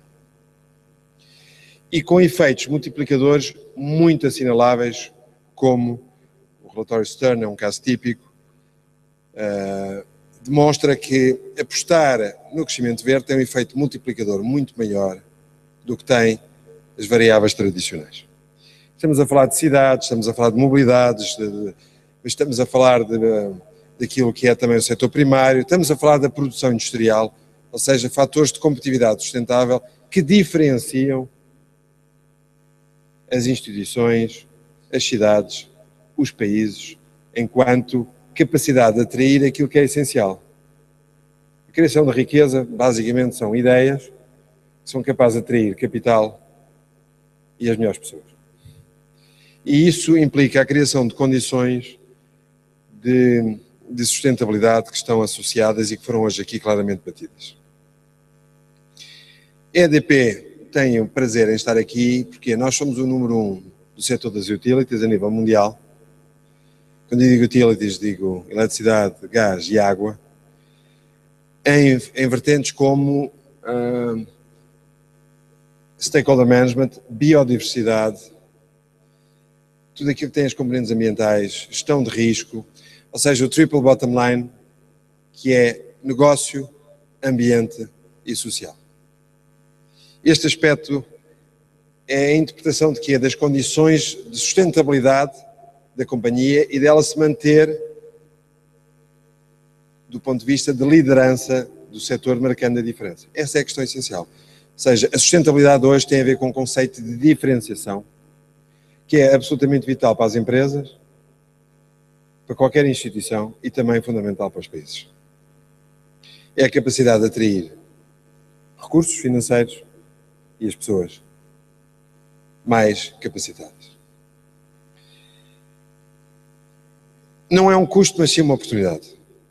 Depois dar uma palavra também sobre a fiscalidade, muito breve. A fiscalidade verde é um elemento absolutamente essencial. Tenho vindo a defender já há algumas décadas, nas várias funções que fui desempenhando, esta questão de mover a carga fiscal daquilo que é a penalização do trabalho, da poupança, do investimento para aquilo que é a utilização dos recursos escassos e não reproduzíveis. E que tem a ver desde a área de energia, mas tem a ver com o acesso às cidades, tem a ver com famosas portagens que há 10 anos era um tabu, hoje é uma coisa absolutamente óbvia. Portanto, a ideia de onde está a carga fiscal e de como é que eu altero os preços relativos, porque a alteração dos preços relativos é fundamental para a alocação dos recursos, é um assunto absolutamente decisivo e em que a fiscalidade verde dá um passo indispensável e na qual não podia estar pessoalmente, mas institucionalmente também, mais de acordo. O quarto elemento que eu gostava de referir é que isto reduz, esta abordagem de sustentabilidade reduz o conflito geracional. O conflito geracional é um dos principais problemas na ausência de narrativa hoje e de estabilidade da nossa sociedade, é a questão da perspectiva das gerações futuras, com criação clara de barreiras à entrada sobre quem quer chegar, que são teoricamente as pessoas de quem mais gostamos, que são os nossos filhos. E a dívida de hoje é o problema da amanhã, a poluição de hoje é o problema da amanhã, aquilo que eu não pago hoje é o problema da amanhã e eu, no fundo, passamos algumas décadas a adiar faturas. E a história mais recente em Portugal é que, ao contrário de nós que esperávamos, da nossa geração, a fatura chegou. E a intervenção externa, no fundo, foi claramente aquilo que era passar a fatura que nós andávamos há muito tempo à espera que não chegasse. Ela chegou. E muitas das reformas que estão aqui em causa têm a ver justamente com esta questão de que quem quer preservar numa ótica defensiva, criando barreiras, seja, tem a ver com rendas de casa, tem a ver com a questão laboral, tem a ver com tudo. E isso torna uma sociedade imóvel e a alteração dos preços relativos e da fiscalidade é crucial para alterar essa rigidez nas nossas economias e para alterar aquilo que é a alocação dos fatores de produção, reduzindo o conflito geracional. Porque, efetivamente, essa redução do conflito geracional é crucial para o desenvolvimento de qualquer sociedade. Por último, gostava de dizer o seguinte, houve aqui intervenções muito interessantes, e eu acho que este tipo de conferência o que é que trouxe? Trouxe factos, trouxe números, ouvimos muitos números, e este tipo de iniciativa faz com que o debate seja mais transparente, que seja menos dogmático, que seja menos saudosista e que seja, sobretudo, também dominado, como muitas vezes é, pela desinformação. Porquê? Porque se trata, no fundo, de escolhermos aquilo que é a sociedade em que queremos viver e se queremos ou não criar condições de Portugal ser um país muito mais competitivo e, portanto, mais justo, porque a criação de riqueza permite justamente que não haja conflito de interesse. Não interessa saber como é que eu distribuo o bolo, eu tenho que primeiro saber como é que aumento o bolo antes de saber como é que eu distribuo, porque senão estamos apenas a discutir apenas o tamanho das fatias, acabamos com uma data de migalhas. E, portanto, esta questão crucial este tipo de iniciativa, pela qual felicito, obviamente, o Clube Empresa, em particular o Pedro Norton, Pedro Camacho, e também aquilo que é a Associação Ponto Verde, o Luís Veiga Martins, no sentido, e todas as pessoas que aqui colaboraram, no sentido de que haja mais transparência, mais informação para evitar aquilo que é uma enorme desinformação que existe aqui, a este nível. Há muita desinformação. E os erros nessa desinformação são, eu diria, manifestos. Não sei porque é que escolhi esta palavra, mas os erros são manifestos. Ou seja, tem sido clara aquilo que é a demagogia, a desinformação. A nível das renováveis é o caso talvez mais sintomático. Não é? Eu vou dar 2 ou 3 números, eu agora teria aqui 30 ou 40 ou 300 para dar, mas obviamente ninguém está aqui para isso. Vou-vos dar um exemplo. Aquilo que era, no caso das energias, o caso inglês. O caso inglês, mercado dos mercados, sempre foi contra a existência de tarifas, de qualquer coisa que se assemelhasse, subsídios. Quando agora precisou de nova capacidade, como o mercado spot, o mercado de curto prazo, neste momento não rentabiliza nenhuma das tecnologias, nenhuma, acabou a fazer um contrato para o nuclear a 35 anos, a 92 libras, com preço garantido, ajustado todos os anos à inflação, estamos a falar de 110, mais de 110 euros por megawatt-hora, que compara com a tarifa que é paga hoje às renováveis no último concurso, que é abaixo dos 70 euros. Ou seja, isto é um exemplo daquilo que é hoje claro do ponto de vista de desinformação que existe sobre preços, tal como os custos das renováveis estarem associados a qualquer coisa que é muito simples, que é A diferença entre o preço da pool e o preço médio garantido é apresentado como uma conta, tipicamente nos últimos anos, à volta de 400 milhões, omitindo a outra parte desta conta. Qual é? É de que a existência do vento, e vamos fazer só, agora só estava a falar de vento, o vento substitui o quê? Gás e carvão. E se eu não tivesse vento, o preço da pool seria muito mais alto.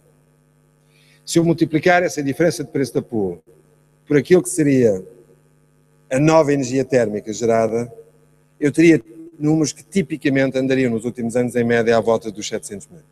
Ou seja, há um efeito positivo líquido da introdução de renováveis no país, neste caso das renováveis mais maduras, do vento, ainda por cima substituindo recursos totalmente importados por recursos que são nacionais. E com uma vantagem geracional, que também é sempre omitida, é que no fim destes anos em que a tarifa existe, tipicamente 15 anos, eu tenho uma tecnologia com custo marginal perto de zero, que obviamente vai ter apenas o lado positivo da redução do preço de mercado, sem nenhuma subsidiação. Esta conta é o exemplo daquilo que é difícil de transmitir e em que nos ficamos geralmente para a primeira ideia errada, tal como tem acontecido à volta destes elementos da fiscalidade verde, onde tem sido relativamente fácil ouvir coisas que não são verdadeiramente razoáveis. E por isso, estes debates são importantes, eu não venho aqui vender nenhum peixe, apesar aqui de termos a última intervenção que foi fundamental sobre a espécie, sobre aquilo que tem a ver com a nossa plataforma e colaboramos nisso, nomeadamente com o desenvolvimento da tecnologia mais avançada do mundo para o aproveitamento de wind offshore, de vento offshore para plataformas profundas, com algumas dezenas de milhões investidos, mas eu gostava de dizer o seguinte, é este tipo de iniciativa em que se põe com alguma simplicidade, de uma forma holística, o mais abrangente possível, falando dos vários elementos, de uma forma transparente, dando visibilidade àquilo que são as questões e às soluções e ao valor dessas soluções, que nós, desde a primeira hora, desde sempre, nos quisemos associar.